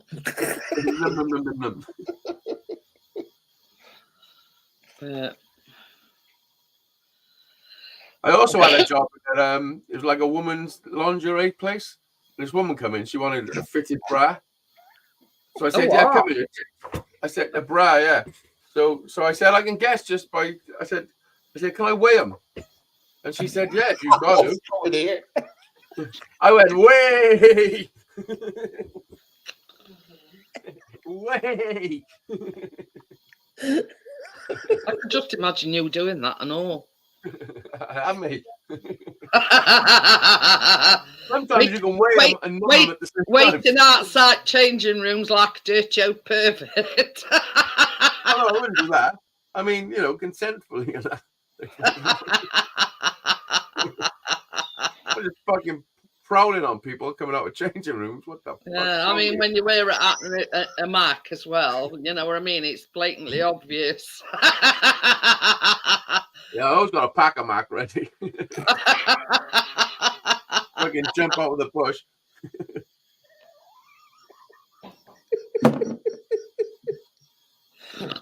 You know, just imagine you doing that, yeah, waiting outside the changing rooms. I forgot the punchline to your first joke with the flipping woman. What was it? The first line? I forgot it. Well, to numb it. You know, the one with the nom nom nom. I forgot what the line were before it. Yeah, yeah, you got to numb it. And it, Numb it, that was it. You don't mind if I numb it. When we go around about that, I'll just sell Cream Richard.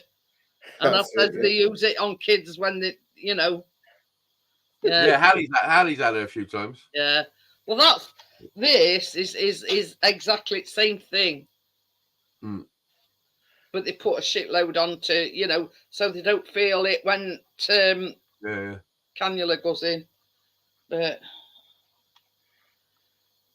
anyway. Oh, Harry's been through with operations. That poor little fucker. We've had to do it loads of times. He's got to probably do it again as well. So, well, tell him Chris can sympathise with him with his bad ear, because he's been going through it at weekend. Not worse than having a bad ear. Hey? Who, Harry? No, Chris has got a bad ear. You don't know whether he's got a perforated eardrum or not. Oh. I says to Chris, I says, mine's up, you know. If you can't tell whether it's perforated eardrum or it's a really bad infection, she says, oh, it's red inside, isn't it? I said to Chris, as if that had been me. I says, well, no shit, Sherlock, I could have told you that. But yeah. He says when she sort of got thing and looked in his ear, she says, it's red, isn't it? Chris says I felt like saying, well, how the hell do I know? I can't see inside me ear. Yeah, I can't help it now. Do you want I'm somewhere and someone's doing their job like a professional, and I'm watching them and I'm like, you fucking don't even know what you're doing. Like, this is fucking, I can't even take people serious anymore. It's fucking ridiculous. But yeah, do you feel like that? Whenever you go, Chris says, well, I wouldn't have been able to, you know, when she says, oh, it's red, it's red, isn't it? I just says, yeah, you know what I mean? And when she says, well, I can't make my mind up whether it's perforated eardrum or it's a really bad infection, I just says, well, make your mind up. You're the doctor here. You're supposed to know, yeah. Shambles. Shamo motherfucker. I mean, not our doctors are quite good. They're quite on the ball, but yeah, it's either that or Chris just gets shit doctors. You see, the old women at our surgery, all doctors are women, and obviously all nurses are women, and all, even practice managers are women. Well, listen, he's going to have to sharpen himself up before he goes. Have another 3.5 years. Put something nice on. Comb his hair. So what does he? What happens when he wants them to look up his arse then? Who? Chris, if he goes to doctors and he's got, something wrong with his butthole. I'm just going to have a look. Smile for camera. Speak up, Bran, you're through. As long as they haven't got a number, it'll be okay. What were you saying, Richard? I forgot. Oh, I was going to say, I have 3.5 years to wait before I get my own personal doctor. But there's no way she's looking up my bumhole. What do you mean you got 3.5 years to wait to get your own personal doctor? Well, when daughters are doctor. Oh, yeah. Which is a thing. Oh, yeah, I won't like my daughter looking up his bumhole. Yeah. She starts at Preston Hospital in a few weeks. What's she specialising in, Richard, then? I think it's going to be the head. I think either the head or the heart. Which head? This head. Yeah. What do they call them consultants that deal with head? Psychologist, is it? So having had it, all right. I don't think she can make up her mind yet, but she's been doing a lot of bucket heading, and she's into that. A what? Call it bucket heading. You saw the head open, off a dead body. Oh yeah. You turn it into almost like a planter. You remove all bits from inside and turn the head into like a planter. Call it bucket heading. It's part of training. Do you know there's a body farm? Yeah. Listen to this fucking crazy shit. There's a body farm where, you can't just go there. It's for scientists and shit. Neurosurgery. That's it. And what they do, they put bodies in suitcases, lockers, in buckets, and fucking. They put bodies in all these little scenarios, yeah, to see how they decay and decompose. I've seen that. Yeah. When there's no dead bodies available, they use pigs, don't they? Yeah. If you offer yourself to medical science, that could happen to you. That's where they get the bodies from. Yeah. That's where they get them at Manchester University. People who've give themselves up, and a lot of them have no relatives. So what they do, once they've cut the body beyond all reasonable use, it has to be properly buried. You can't just chuck it in a skip. It has to have a proper funeral. And so the students go to the funeral, you see, the ones that have hacked it up. I'm not leaving my body to science. They don't get the headstone, right? But they take it to a church and, it gets put underground properly. They don't just whiz them in the skip. Body that goes to, what? Yeah, when they hack them up, obviously they don't know they are. I think what Richard's trying to say is a lot of people donate the bodies to science, and once they've done what they can do with it, livers and whatever, they have to bury it properly. Yeah, that's insane. This is the part that's insane. All the students go to the funeral. No, I don't mean all of them. They don't have a blooming university trip out on a bus. Just an handful, you know what I mean? One them that hacking, I don't know, but been working on this particular body. Because they can't just chuck them in bin. They're not allowed to do that. They have to do something. Yeah, I mean, I don't know if you know the law, but you're not allowed to stick humans in the bin. No, but even when they've been hacked to bits, every bit has to. Yeah, they have to go to an incinerator, into the same place as if you have your leg chopped off. If you have your leg chopped off, you're gangrene. They don't have a fucking funeral for your leg. No, I know, but I'm like these complete bodies, that they still keep everything, apart from it's become no use to them. You know what I mean? Jolly boys are. Yeah, but if you donate yourself to medical science, your family still has a fucking funeral for you. Yeah. It makes no sense. They don't have two funerals for you. because the fucking students feel sad they hacked you up. But I think the way Rich is All these trying to students, I put think it it's fine. across is that, let's say, for instance, they take liver out and they put it in a dish and then they cut it up and this, that, and other. Once they've Are done all you the trying to defend scientific- him, Jeanette? Eh? Fair dues to you. No, I'm just saying. How can I put it? You're not just going to throw a skeleton in a coffin, are you? No, it goes They've back got to to a bit. resemble It something. goes- No coffin. Well, no, I don't think it has to resemble anything. I think it just gets shoved in a box, whatever container, and then it Listen. gets buried in some ground that they bury. Who You know, told you this, Richard? who what? Who told you? Who do you think? His I don't know. daughter. Her daughter. She's not Oh, going to your make it up. daughter. Yeah, she's not going to make Oh, it up. someone's winding her up then. Someone is winding her up. She's training to be a doctor. No, I get. Oh yeah, they wind each other up as well. It's like asking somebody go and get a long weight and a fucking skateboard ladder. No, I mean, so they don't go to a church and everything, but it has to go somewhere proper. It can't be just thrown in a skip. So it Yeah, it's got to go goes to the incinerator. buried. Tommy, Don't get that's a bit of a random question, Or Tommy. cremated or whatever, you know what I mean? But I'm not Can saying any Incinerated. of them Yeah, but women it doesn't go doctors to some fly a drone industrial if it comes to incinerator. that? It I goes don't know. back to a proper You know, place. it ain't actually, I'll have to go and find her when I see her for the exact details for this story. But and when I go to doctors, no, I'll it say, happens. oh, because by the way, can you fly a drone? Tommy says, can any of these women doctors fly a drone if it comes to that? I don't know. I'll ask them next time I go. By the way, do you know how to fly a drone? Bit of a strange one. Women can fly drones, you know. that's a topical change. We've gone from bodies to flying drones. Yeah, well, it was just out at blue that I've just seen it. Can any of these women doctors fly a drone if it comes to that? I thought, well, that's a bit of a strange question.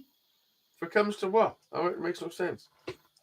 Because I were on about the all women doctors, and it's like purely there's no male doctors, no male nurses, anything. Everybody's female at our doctors. Why? It's just worked out that way, I suppose. But yeah, that's what we were talking about when Tommy put that question up. Or is it because he would rather go and see a male doctor? Chris is not fussed. I mean, if I had somebody sticking a finger up my ass, I know whether I'd want it to be a man or a woman. But I mean, it all depends. I mean, It depends how big a finger is. no, I'm on about certain religions will only let the wife see female doctors. Oh, yeah.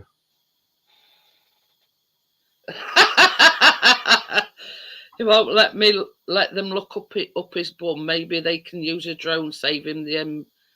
I get you now, but yeah, I mean, to me, it don't matter whether a doctor's male or female. You can't They're just there to do the same job. The outcome is still going to be the same, whether it's a male doctor or a female doctor. That's just the way it's happened at our surgery. I mean, I'll ask them next time, why are they all female doctors? And by the way, can any of you fly a drone? Let me get a pen and write on my notepad. Why have they got to be able to fly a drone? I don't get it. Who a doctor? No, he says, well, he won't let them look up his bum. Maybe they can use a drone, save him the embarrassment. Oh, okay. Yeah. And his arse get torn to shreds with rotors on Oh, the yeah, drone. chop his balls off with a fucking... Half-price vasectomy. Yo, I tell you something, Chris has nearly sliced the end of his finger off and catching it a time or two. Oh, Buster fucking grabbed mine once, and he was flying. He was like about this high off the ground, and he ran over it and tried biting it, and it fucking chopped all his face. The lethal weapons. It was so bad. Well, I mean, when Chris first got his drone, I called them twirly things. He says, well, proper thing for them is rotors or propellers. Yeah. I says, oh, right. I just called them whirly things, you know. There you go. Do you think you could fly her?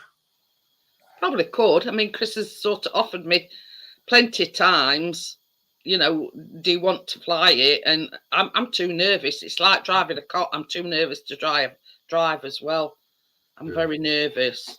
And I says to him, I says, I don't want to it ending up in a lake or crashed into a tree, because knowing me, that's what would happen. You know what I mean? And, you know, when I says, it's too expensive a thing to, you know, me get my hands on controllers and then it crash into a tree or something. You know what I mean? He knows what he's doing. I don't. Cremation and a small memorial service. Most poor families prefer to donate their bodies to medical science as it saves on a funeral bill. That's what it says The thing here. that Chris is on about now is I'm a nervous passenger even in a car. And we'll be pulling out this maybe return to the family. Who's going to want remains returning to the family in bits? Well, I mean, they're not fucking. You're not going to have it out to the dinner table saying, "Oh, look, there's Dad." Yeah, but you're not going to. Somebody racks up at your front door with a polystyrene box. So here's little John like, but he's not quite what you dropped off. He's a little bit more little.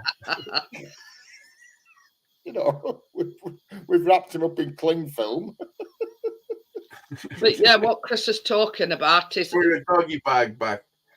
oh, pardon me. When we had I were expecting Callum and we had an accident. Well, we swerved to avoid this idiot woman that pulled out, and we ended up going through a brick wall. And I were 8 months pregnant, and ever since then I've been ever so nervous, even as the passenger.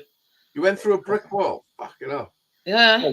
Called a committal when the university does it. It's called a committal. You see, her car hadn't got a scratch on it, but ours were, yeah. It went to right off, but yeah, it were all crumpled up at front. We think it's all there. So, the people that donate their bodies to medical science don't have a funeral. They initially, I don't know. I suppose they can do what they want, but it says here a lot of people elect to do it, especially in poorer countries, as it saves on any costs. Yeah, it's in actual fact you not having to fork out for a cremation, because they doing it for you. You know, and it's end results saying you're being cremated. They just go to crematorium, say a few words, and chuck whatever box is in, and it gets burnt. You know, and then you end up with ashes that's left. But you have to write it down yourself, and it must be witnessed prior to death. So you have to. In your will. Yeah. You have to write it down, witness, to say this is what you want to happen. Your family can't decide after you've croaked. But this is the thing as well. It's like same kind of thing as like a DNR, which means do not resuscitate. You have got to do that while you're compos mentis. We're not going to happy a subject we can talk about. We've done suicides, people getting chopped up in bloody hospital. Now we're burials, so we're now a bit more jollier. Do not resuscitate, yeah. So I started off fucking with a num-num joke. I thought, yeah, well, that was good fun, you know. Would you like it numbing? Okay then. Num. Gary says, get your partner to claim money back off the dole.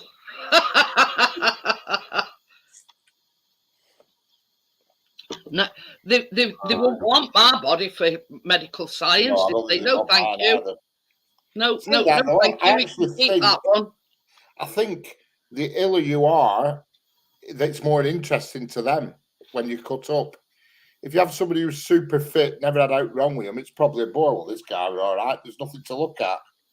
I think they'd rather look at you if you were really ill to see what has gone on inside, if you know what I mean. Yeah. You know, makes sense. It'd be no good having a super athlete on slab and everything's perfect. Well, even then, it makes sense because you see what it should look like. Well, yeah, you could perhaps use it as a comparison because Uh, I know she says to me that she says some of them you can tell that they've died in more pain than others with looks on their faces. But and this is stuff. the thing. I mean, I I've can see it I've all known the a time. lot of Yeah. high-end athletes that's had heart attacks, and they're Oh, fit yeah. as the fiddle. So you know what I But mean? it You wasn't don't that got- fucking fit. That heart attack. Yeah, you could Well, does probably she see have, dead bodies every day? you are Does she see dead bodies every day? not every single day, but every week because they cut them up. You know, that's what she does. You know, they cut them I up. thought she was going to be a doctor. Yeah, but you've got to pick a thing to specialise in. Yes, you've got to 2 or 3 specialise items in. that you want to Hey, because specialise in. they do like Right. 3 or 4 years, She's and doing then the that's when they make the cardiovascular and the head, I think. neurosurgery. Can you imagine cutting somebody's head top off the brain and saying, "Oh, that one looks as thick as pig shit"? I think probably the first one you do is bloody awful, but once you've clocked up a few, they call it bucket heading, and they cut each quarter out, leave a bit in the middle like a handle, then and they An can look handle? inside it, and they move the lobes and all that business, They Yeah, keep They a do because- that handle. one in now. They basically cut these bits out like that Yeah, they call it bucket and leave a heading. fucking Mohican so they can fucking pick you up. That's the nickname they give it at university. But this is the bucket heading, thing. they call it. It's a very complex thing, is the brain, because it's got 4. You've got 2 frontal lobes and 2 back lobes, and each one has its thing. Yeah. Speech and your movement, and you know what I mean. Oh, your earlobes. But The brain. brain, I think is it 4 lobes or 2 lobes? I don't know. 4. You've got I think 2 one- frontal Well, lobes. at the end of the day, probably first time you cut a body up, it's going to be bloody awful. But when you've got like a few under Well, your the first belt, time I ever cut a body up, I mean, it wasn't too bad. But you get used to it after 4 or 5. at the end of the day, it's just butchering, isn't it? Like a butcher. Yeah, as long as your knife's sharp, it's fine. Partner says gives an all new meaning to You know what I headquarters. mean? It's only like being a butcher cutting a cow up. You know what I mean? But it's just it's a But human. you see, they have to have these hands-on things to learn, to be able to learn. You've got to do it. Yeah, I mean, you can't just learn that stuff crazy. from it. You can't learn that kind of stuff from a textbook. No. Yeah. And you've got it's 7 years. You see, if you want to be a radiographer, that's less, and it's top dollar. Is that radiographer? Yeah. But the thing is, after so many years, don't they have to do a specialist subject? I don't know. I don't know. They have to pick something. I know that, but you don't have to pick that until you've worked at the hospital. I don't think. 'Cause Yeah. when you're doing it in real life, your mind could change. You know what I mean? What you want. But isn't it brilliant though? I mean, you see, I've watched a lot of medical programs, and the way that the neurosurgeons operate it, you make one false move and you're fucked, Yeah. basically. So you've got to have a Yes. very steady hand, and you've got Oh, to have God, all yeah. your wits about you. This is the problem with surgery. You could go to. Let's imagine you're a plumber. You know what I mean? You accidentally knock a nail into a pipe. You've dropped a bollock. It's repairable. The surgeon doesn't get a second chance. With brain. Yeah, but they're not going to get in trouble. Surgeons kill people on accident all the time. Yeah, but I mean, a lot of time they do it and they get caught out and they get done. But you see that this is the thing, my stepdad. When you get to a certain age, well, men in particularly, you have to send a stool sample off to doctors, right? So we did that, and they rung them up and, can you come into the surgery? I've got some dining room chairs. I can send them one of them. Anyway, he's dead now. This is what I'm going to. This Oh, were- fucking hell. Shouldn't have sent the shit then. This It'll be this right. this with the Pilgrim Hospital, because they lived in Skegness, this Pilgrim Hospital in Boston, right? So we went to the doctors and he says, this something come back not right with your stool sample. We'll refer you to Pilgrim Hospital. So anyway, goes to Pilgrim Hospital. Well, we'll remove this and we'll remove that. and you'll be fine. I've done this operation thousands of times. Nobody's ever died on me yet. Yeah. But yeah. Goes in, has operation. As soon as he come round from anaesthetic, he weren't feeling well at all. And he says, "Oh, you probably got an air bubble in your stomach or blah, blah, blah." Then he were being sick, and then he were, anyway. So it quickly escalated. And they waited all week to take him back down to operating theatre. And they'd let a junior doctor do it. And where they'd done the pipes together, he'd not sewn it together properly. So all shit and everything were in, and he got septicemia, and That's exactly what happened to my dad. It's exactly what happened to my dad. He never come out to hospital. Same as my dad. They basically killed my dad through their fuck up. And they took me and my mother into a room and said, "Listen, there's nothing we can do no more. Like, he's gonna die." Like, and that were exactly what they said he'd last a week, and he lasted 2 weeks. Get all his family around him, and we sat there and took till he took his last breath. Yeah, that's what I did. Well, I was sort of went, like a negligence thing.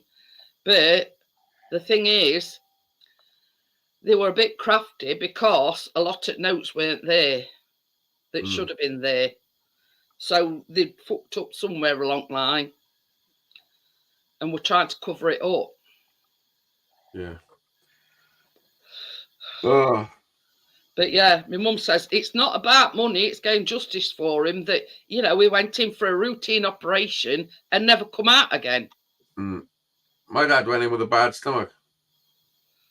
Never come out. What I mean? And you've got this consultant saying, "Oh, I've done thousands of these operations and, blah, blah, blah, blah," and then let a junior doctor do it.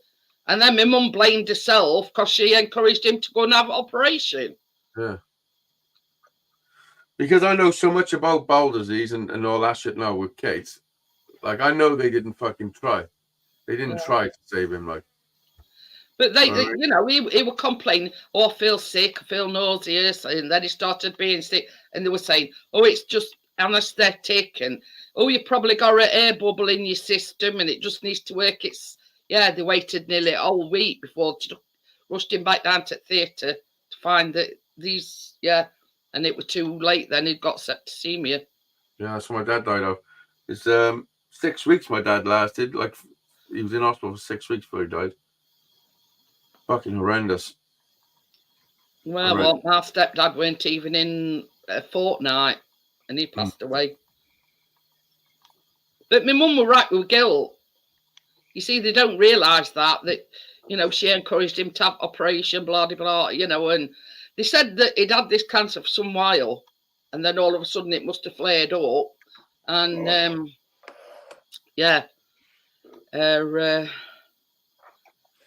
but they don't, doctors all sort of stick together and don't admit the guilt, you know what I mean? See you later, Johnny. Take care and get plenty of rest. Johnny. You wouldn't want to grass your colleague up, would you? They all looking out for each other, and probably this junior doctor says, "Oh, I admit I've fucked up, and don't worry, we'll cover for you." Yeah, but you would, wouldn't you? You'd want them to cover for you. Yeah, no, we're all doctors now, and one of us made a mistake, the other two would cover. It's just nature, is that? It doesn't matter if you're a doctor or a fucking cleaner. Even though it costs somebody their life. Well, yeah. I mean, that's the problem. This is what I was saying in the first place, that anybody else in any other job can make a mistake, and it's, doctor makes a mistake and it's big shit. Yeah.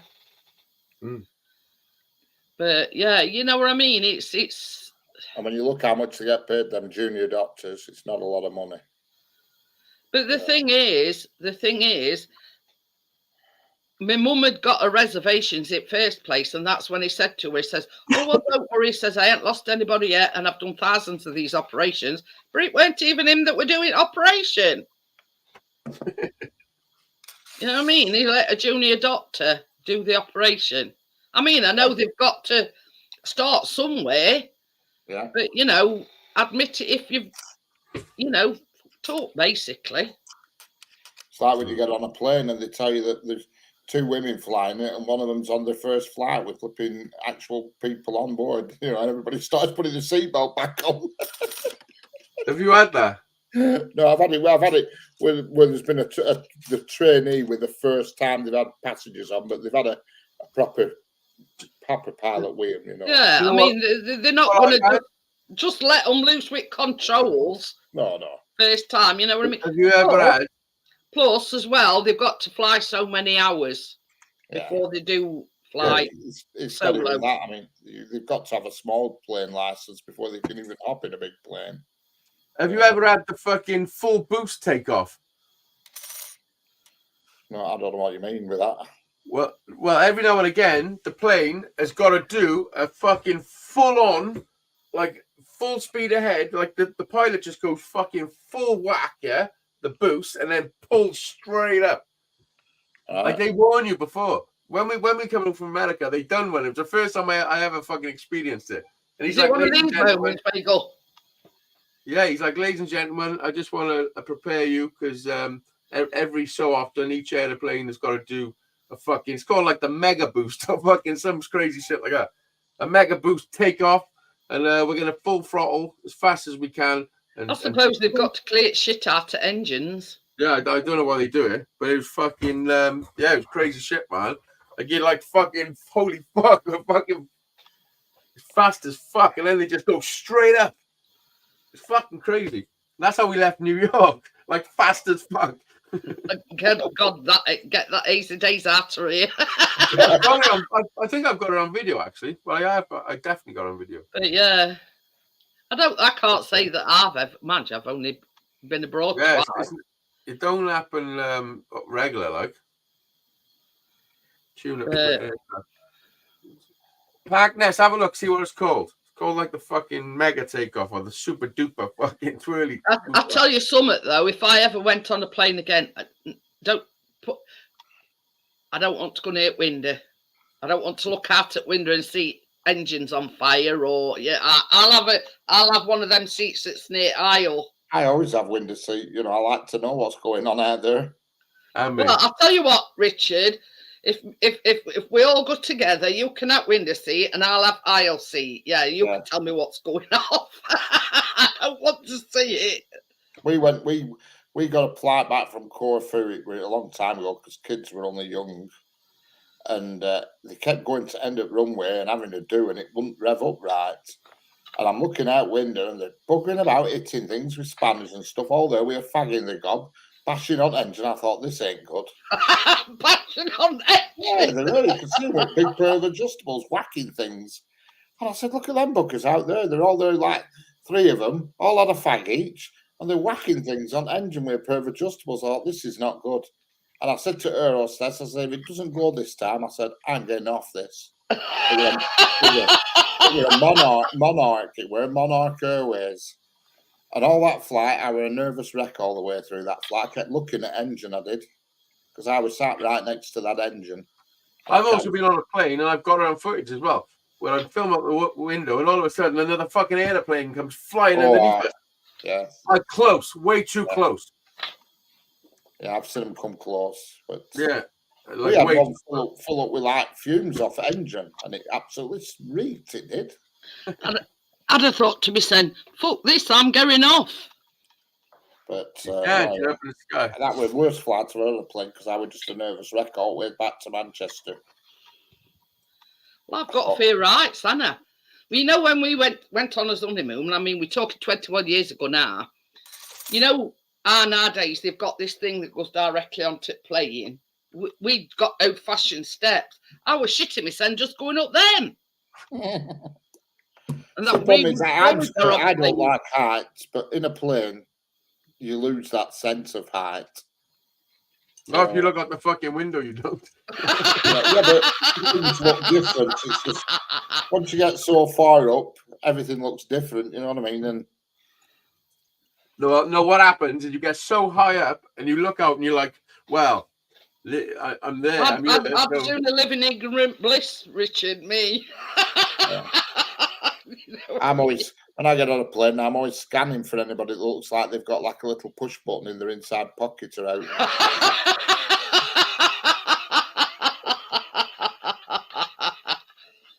Anybody who looks like, them buttons that weather forecast used to have in old days on a wire. I'm always looking for people who've got out like that in their inside pocket. It'd all be through mobile phones nowadays. Be on a timer and all, Richard. Yeah. They won't be sat there with holding this thing on. Fine.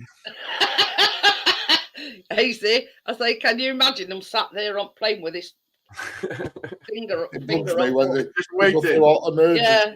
A big red button on the end of a back. I'm not looking suspicious at all, but I've got this thing in my hand with It bugs me why they go through all that emergency procedure.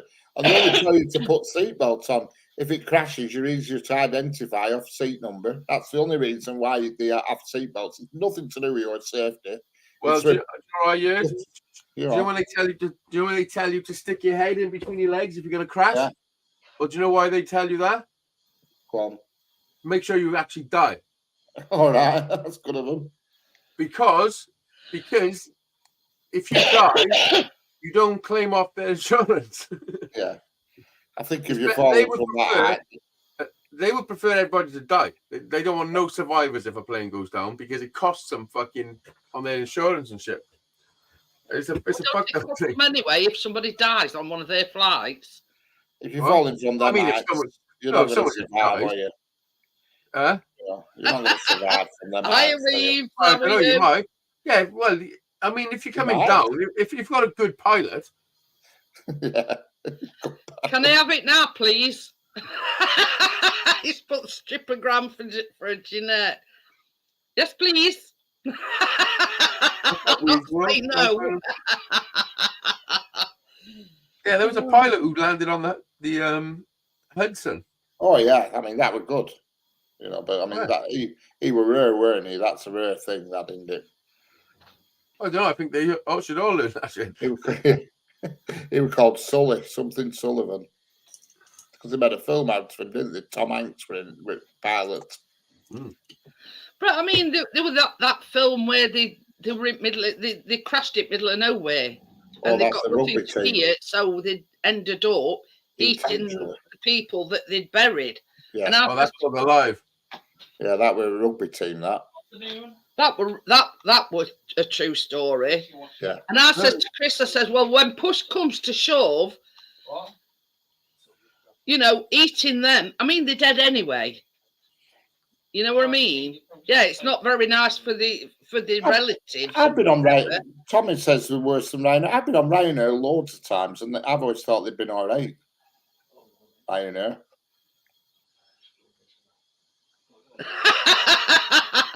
I've only ever flown. Hand up, Tommy, and ask for some bog roll before you went. I've only ever flown with Virgin and EasyJet. But yeah, you know what I mean. I've been EasyJet. It's like this. I mean, until you put in that situation, you don't know what you'd do. But I said to Chris, I said, There's nothing you can do. when push comes to shove, they're on an island or wherever they crash landed. They've got no food source, so the only food source were the people that had died. Did they have sauce as well? Yeah, they took some HP and Heinz Food wheel. sauce.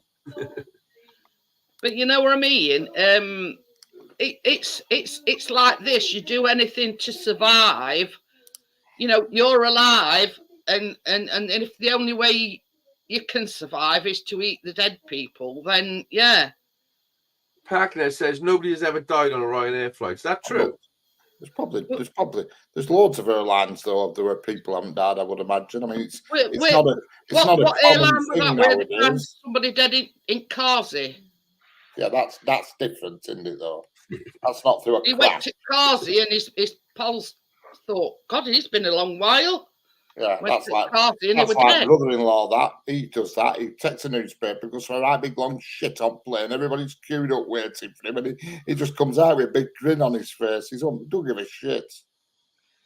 Really embarrassing he is. He just says, Well, you know what they say. if you've got to go, you've got to go. go. That's what he says. Got a toss. You know what I It's mean? true, When you've got to go for a dump, you've got to go for a dump. There's no ifs, no Every buts time, about I mean, we've it. been on holiday with sister and brother-in-law loads of times, and every time you see me get up and he'll have a newspaper under his arm, he's gone for yonks. Why not? A bit of entertainment while you're having a dump. Oh God, I'm just ashamed now. I'm just glad I don't sit next to him. But I mean, this is the thing. It all depends how long your flight is. And if you're sat there, you know, we've got stomach cramps and, you know, stomach ache, yeah, I'm having a dump on aeroplane, whether anybody Yeah, likes if it you're or going on a not. long distance flight, there's half a chance you're going to be on an half decent plane like a Virgin. If you're going to America, you know, you're going to be on a big plane. Yeah. You know, it's a different ball game, isn't it? My plane was called Lady Luck. Well, I bet it was a big plane, weren't it? Yeah. It wasn't. It wasn't. Would have been a 747 or something like that. I don't know. I got a video of it somewhere. It's There's been a lot of controversy about them Boeing 747s just lately, haven't they? Well, they keep saying they're retiring them, but then they keep bringing them back out of retirement because they're such good planes, you know. I think we went to a Chinese last time one went down. That Yeah, was that one that disappeared somewhere. I forgot what it was. MH something it was called, flight, weren't it? 2 years ago. Dad. But I mean, I look at it this way: it don't matter whether you fly, whether you go on a boat. You know, if something's going to happen, it's going to happen. You know what I mean? They do say flying is the safest form of transport. They say you're more likely. Who says that? Fucking holiday companies. No, but it's statistically they say you've as much chance of dying, if not more, when you're just driving around in your car commuting than what you are on a plane. Yeah. But yeah, you know what I mean. Whatever mode of transport that you take, you know, it don't matter. You know, whether it's a boat, whether it's a plane, there's always that element of, you know, something's going to happen. I mean, it more often than not don't. But once you're up there, it's just a total bore. That's what I don't like. It's like a bore. You know, I don't mind the taking off. I don't mind the landing, but it's the bit in the middle. It's just a freaking bore. But yeah. Play a game on your phone. What? Play a game on your phone. Yeah, last time we went to Fuerteventura last time, and I necked a load of Baileys I did before we got on plane, and I didn't even take my seatbelt off, and I fell asleep, and wife were elbowing me when we were landing to wake up. I thought that's how you do it. Yeah. I slept all the way through, and I didn't even take my seatbelt off. I'd fallen asleep. When we went on the honeymoon, our Callum slept all the way there and all the way back. I thought that is the way to do it. That flight lasted 10 minutes for me. Yeah, Hazy will attest to that. Yeah, he's got a unicycle and he's still here to tell the tale. Yep, I can pop a wheelie on it. Penny farthing deaths in the last 5 years. But yeah. I mean, I don't care what mode of transport it is. The thing is, even if you drive in a car, you've always got some idiot on road. You know what I mean? Yeah. I think that's where you're most likely to die. Have you seen the guy on a penny farthing crash in London? Sure you're not.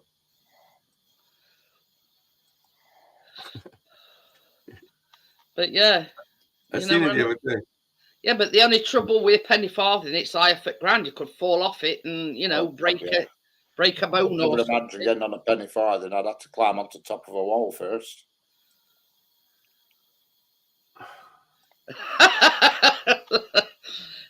Tommy says I got food poisoning at McDonald's. You know, I got it once in Benidorm. Imagine this. Oh my giddy eye! Oh my giddy eye! Bloke on a penny farthing crashed into a van, a DPD van and all. It was Van's fault. But yeah, you know what I mean. He signed up for it, didn't he? Pizza for the Queen. So many cars. Fucking doing Deliveroo on a penny farthing. What the fuck? Yeah, I agree with you there, Weave. Different. Yeah. But you get further from one pedal. That's Yeah. the thing of it. Because the wheel's so big, one rotation gets you further. Yeah, it will. So then. if you got a penny farthing and you're proper belting it, you are whipping up the roadway. You're doing about fucking 70. Easy. You can fly without knowing it. Yeah. Fucking crazy, man. Yeah. Can you imagine the looks that he got, you know, when riding through, you know, down streets with on that? Yeah, but in London, I don't think you get that many because there's that much weird shit goes on in London. And I don't weird think they've got brakes either, have they? They must, well, I don't know. The new ones have, I think. Yeah, Yeah, but you they can have can't tell the originals never. No. And then imagine Oh, them you original know, ones. situation. All streets cobbled. It must have been frigging horrendous. Yeah, with wooden rims. Oh, We've said, imagine you order a pizza and a guy on a penny farthing whizzes past and lobs a kebab at you. Well, we well pissed off Stop. pizza. What the fuck? Why is he throwing me a kebab if I ordered a pizza? yeah. You know, his passing thing a bit. Sorry, I can't stop. and then when he gets back to pizza place, you know, he's just lobbed a kebab at me and I ordered pizza. But London's full of strange shit like that. It's got all these people. There's always these people who are pretending to be statues and trees and things and all that crap. Everywhere you go. Nearly every corner you walk around, there's somebody pretending to be a statue. I ordered a pizza once and I opened it. There was no toppings on it. So I phoned up. I'm like, listen, there's no fucking toppings on this pizza. It's like, what the fuck are you talking about? It's got to be something, sauce or cheese or something. I'm like, I swear there's no fucking toppings. She's like, this is fucking weird. I thought the guy must have ate them, innit? But it turns out I had the pizza upside down.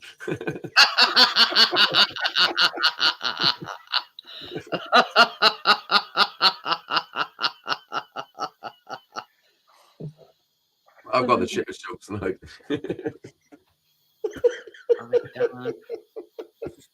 I was taking you serious then for a minute. I would like to say, I was just about I'm to say, waiting for punchline when he said yeah, I but was I just got about it to say, upside down. you know, he cut it up into bits and didn't realise there any topping on the blind bastard.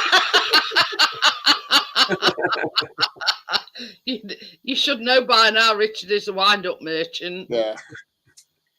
You know there'd be a punchline somewhere along the line. Well, you've had one still in cellophane, then you know you've had a stringy pizza. Believe me. Oh yeah, did you do that? Wife did it once. When we first got together and we'd moved in together. Well, she moved into my house and we were both pretty drunk, like, you know, it were the good old days. And she says, "Oh, I'll just put a pizza in, like," and she's come out with this pizza, and I think, God, this cheese is fucking stringy. And she hadn't took cellophane off. She cooked it in cellophane. Bit of added flavour. They were really hot, and I thought, God, it's hot, is this bastard? And I'm like that, and it going,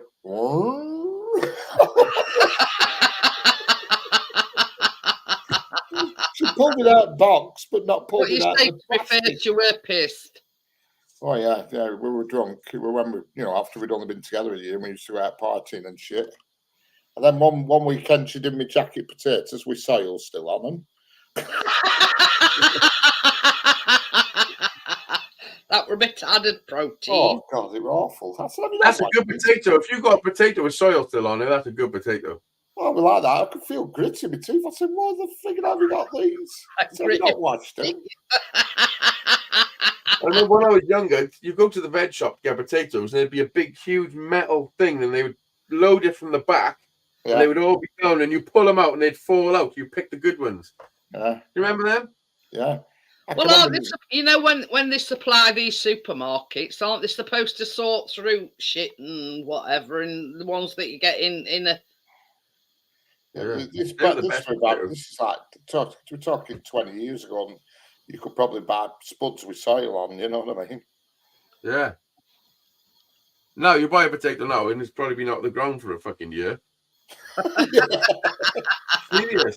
It's had a month Thank in God, the domestos or something. Well, a lot of potatoes, especially McDonald's potatoes, when they pick them, because they put so much pesticide on them and to kill the aphids, they've got to stick them in these big fucking chambers where like people with hazmat suits work there, and they to get all the gas off for like 3 months or a month or some shit. I can't go down and all. Before anyone will even touch them. Yeah. I believe it. Gordo says he can remember buying spuds in sacks, but yeah, they were picked straight in bag and then sold at farmers' shops and whatever. You probably still can if you go to these farm shops, I would imagine, but Thought you'd lost your voice.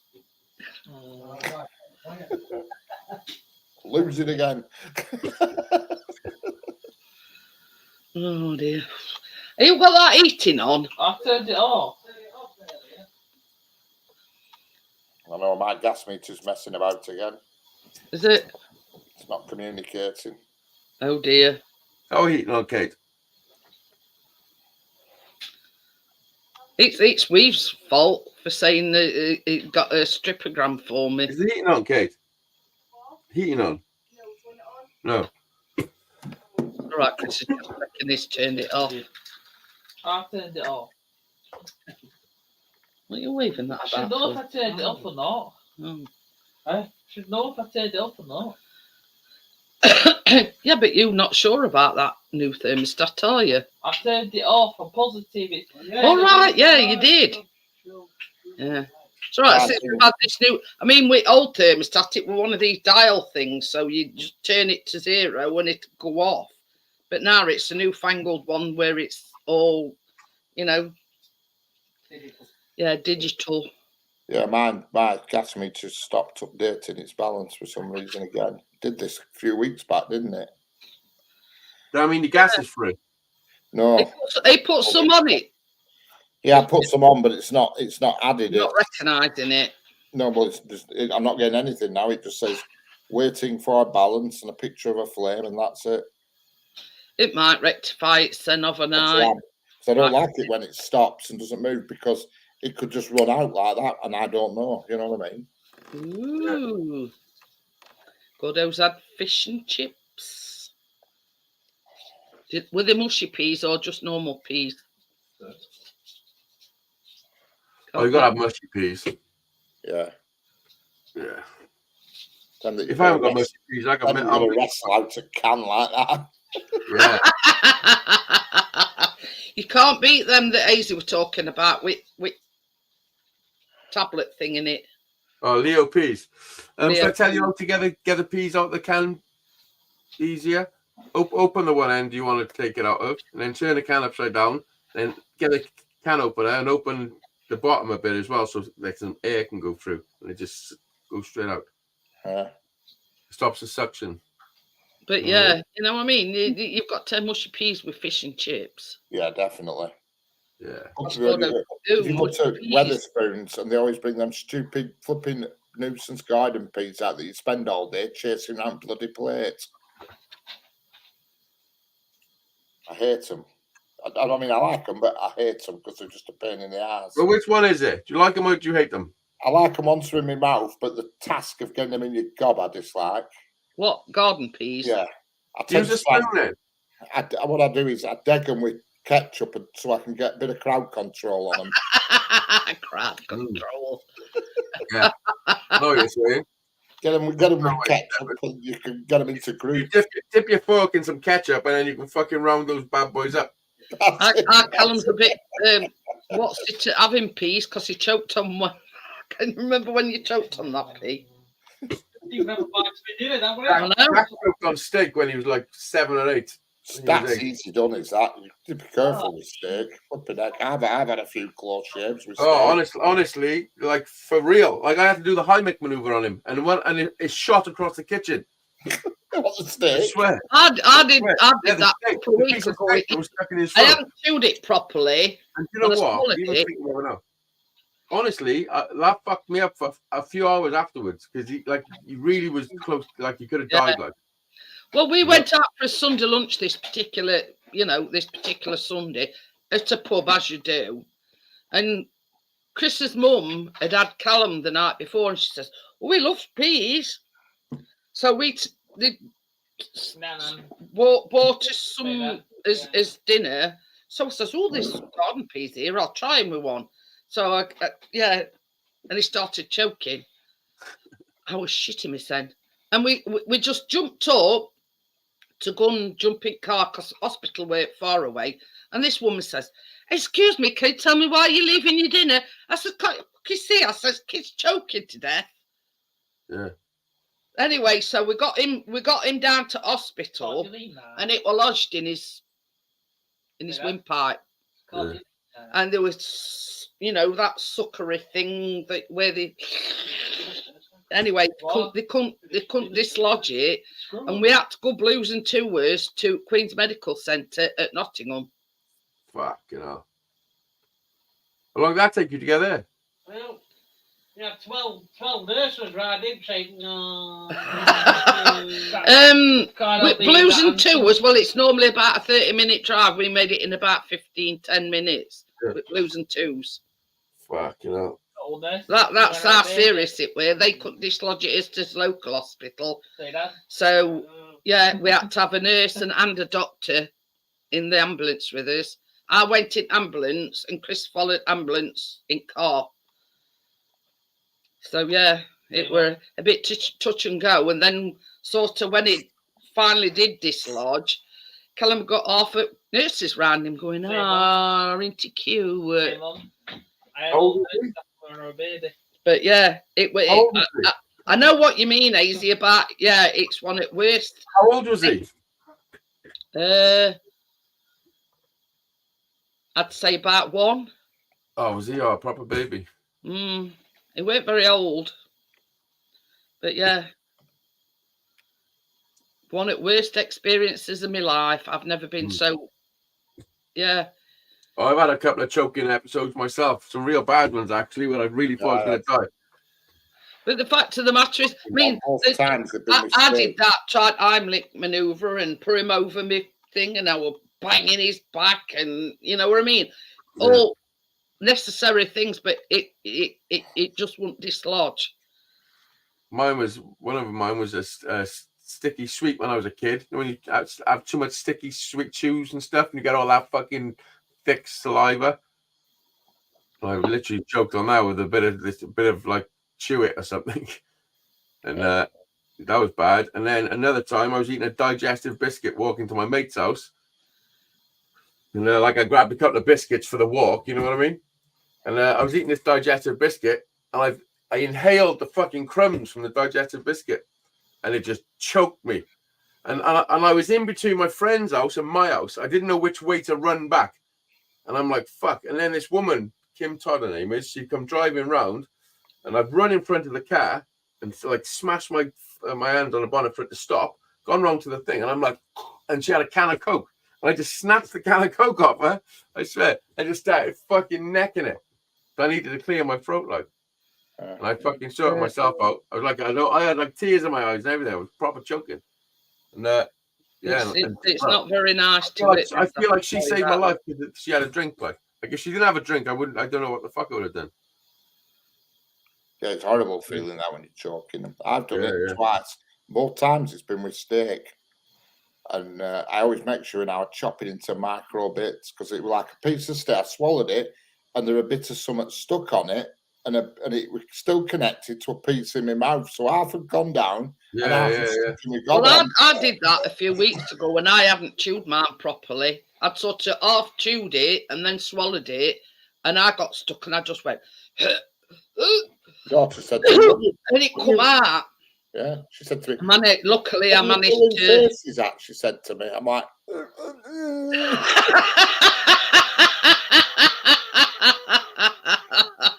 It's hanging on for dear life. Yeah, my brother, when he was a baby, my dad was babysitting, so my mum had gone to bingo, and my brother stuck a 20p piece in his mouth. It was when he 20p pieces first come out. And he was stuck in his throat, My dad could see it, and my dad could put his fingers down his throat like that and just get the tip of the 20, but it kept slipping off. And he's like proper fucking trying to get his fucking 20 out of my brother's throat. And he finally got it out. But that was a proper choking. Yeah. I think my brother was about 3. But yeah, I think Yeah. we've all had sort of experiences of choking, and it's not very nice. I mean, because essentially it's blocking your airways off, innit? Oh, that's exactly what it is. Well, you know what I mean. Essentially, yes. No, it's when someone puts a fucking elastic band around your wrist and it's too tight. But anyway, Get this feisty yeah. live stream. Swearing. If Essentially, it's like you can't breathe. no, what I'm saying is, it all depends which way. Because sometimes it's lodged that way, and then sometimes it's lodged that way. Hello, Tim. I never saw you sneak in there. Anyway, Hello, Tim. Sometimes it's that way. What do you mean? It's a tube, and it gets stuck. It's in the tube, going, "Oh, I'm choking you." It's been like an edition of the old General Hospital list. I think we've covered most subjects, haven't we? Gynecology, neurosurgery, Choking, dead We've bodies. gone from the hoo-ha to the throat. I mean, that's pretty fucking good. It's a fucking whole trip. On the next episode tomorrow, we Would you will be like it? discussing. Would you like it numbing? Num num num num. I'm going to remember that one. You'll have to tell your mum that one, Yeah, Richard. she should be amused. I went around tonight. We're really funny. She says, "Have you seen this?" Gary's She says, Dave. "Have you seen my purse?" I said, "Why would I know where your purse is?" And she was sat on it. And she got up, picked up her purse, and then sat back down. And Cat's comb had like sort of toppled over to it with pointing handle up and sat on Cat's comb. That's on a what? Oh, Cat's comb. I went straight up for a while. Oh, it was so funny. She was laughing her head off. God forbid it was funny. Yeah. So But because she decided to comb a hoo-ha. It was Cats, you know, them combs with like the metal things on for Yeah, combing metal cats. teeth. And it was like a cushion on the chair, and it had made the handle go up, and so she sort of like fell back into the settee. And flipping Cat's looking at us, he'd say, "What the fuck's she doing here? That's my comb." And she sat on it and she shut back up again.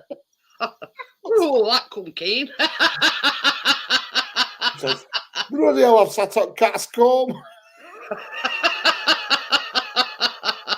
Bet that's most excitement she's had in years, Richard. Oh, it's so funny.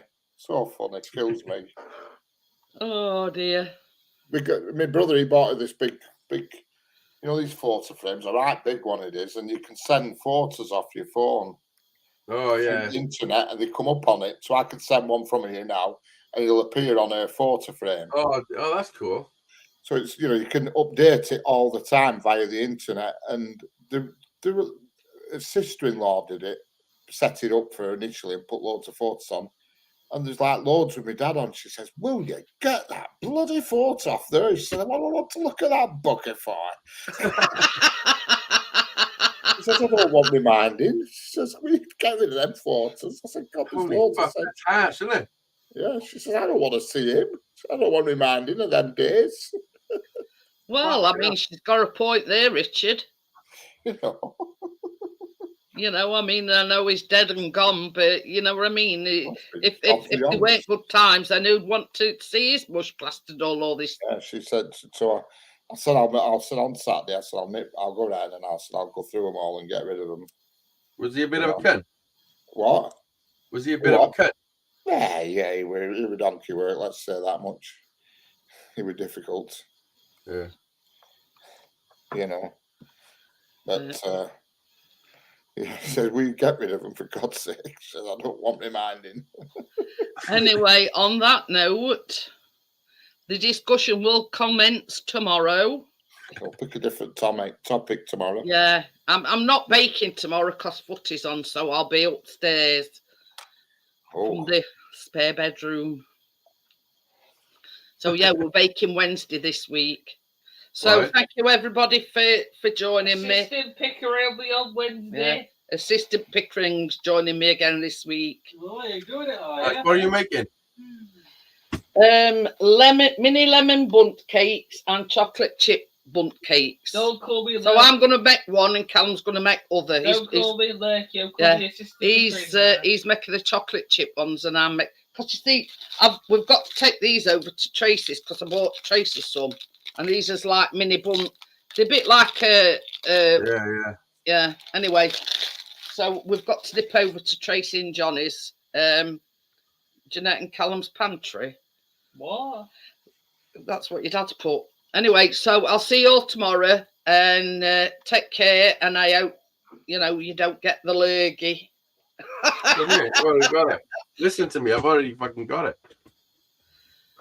So Well, it's your fault that you've been spreading it.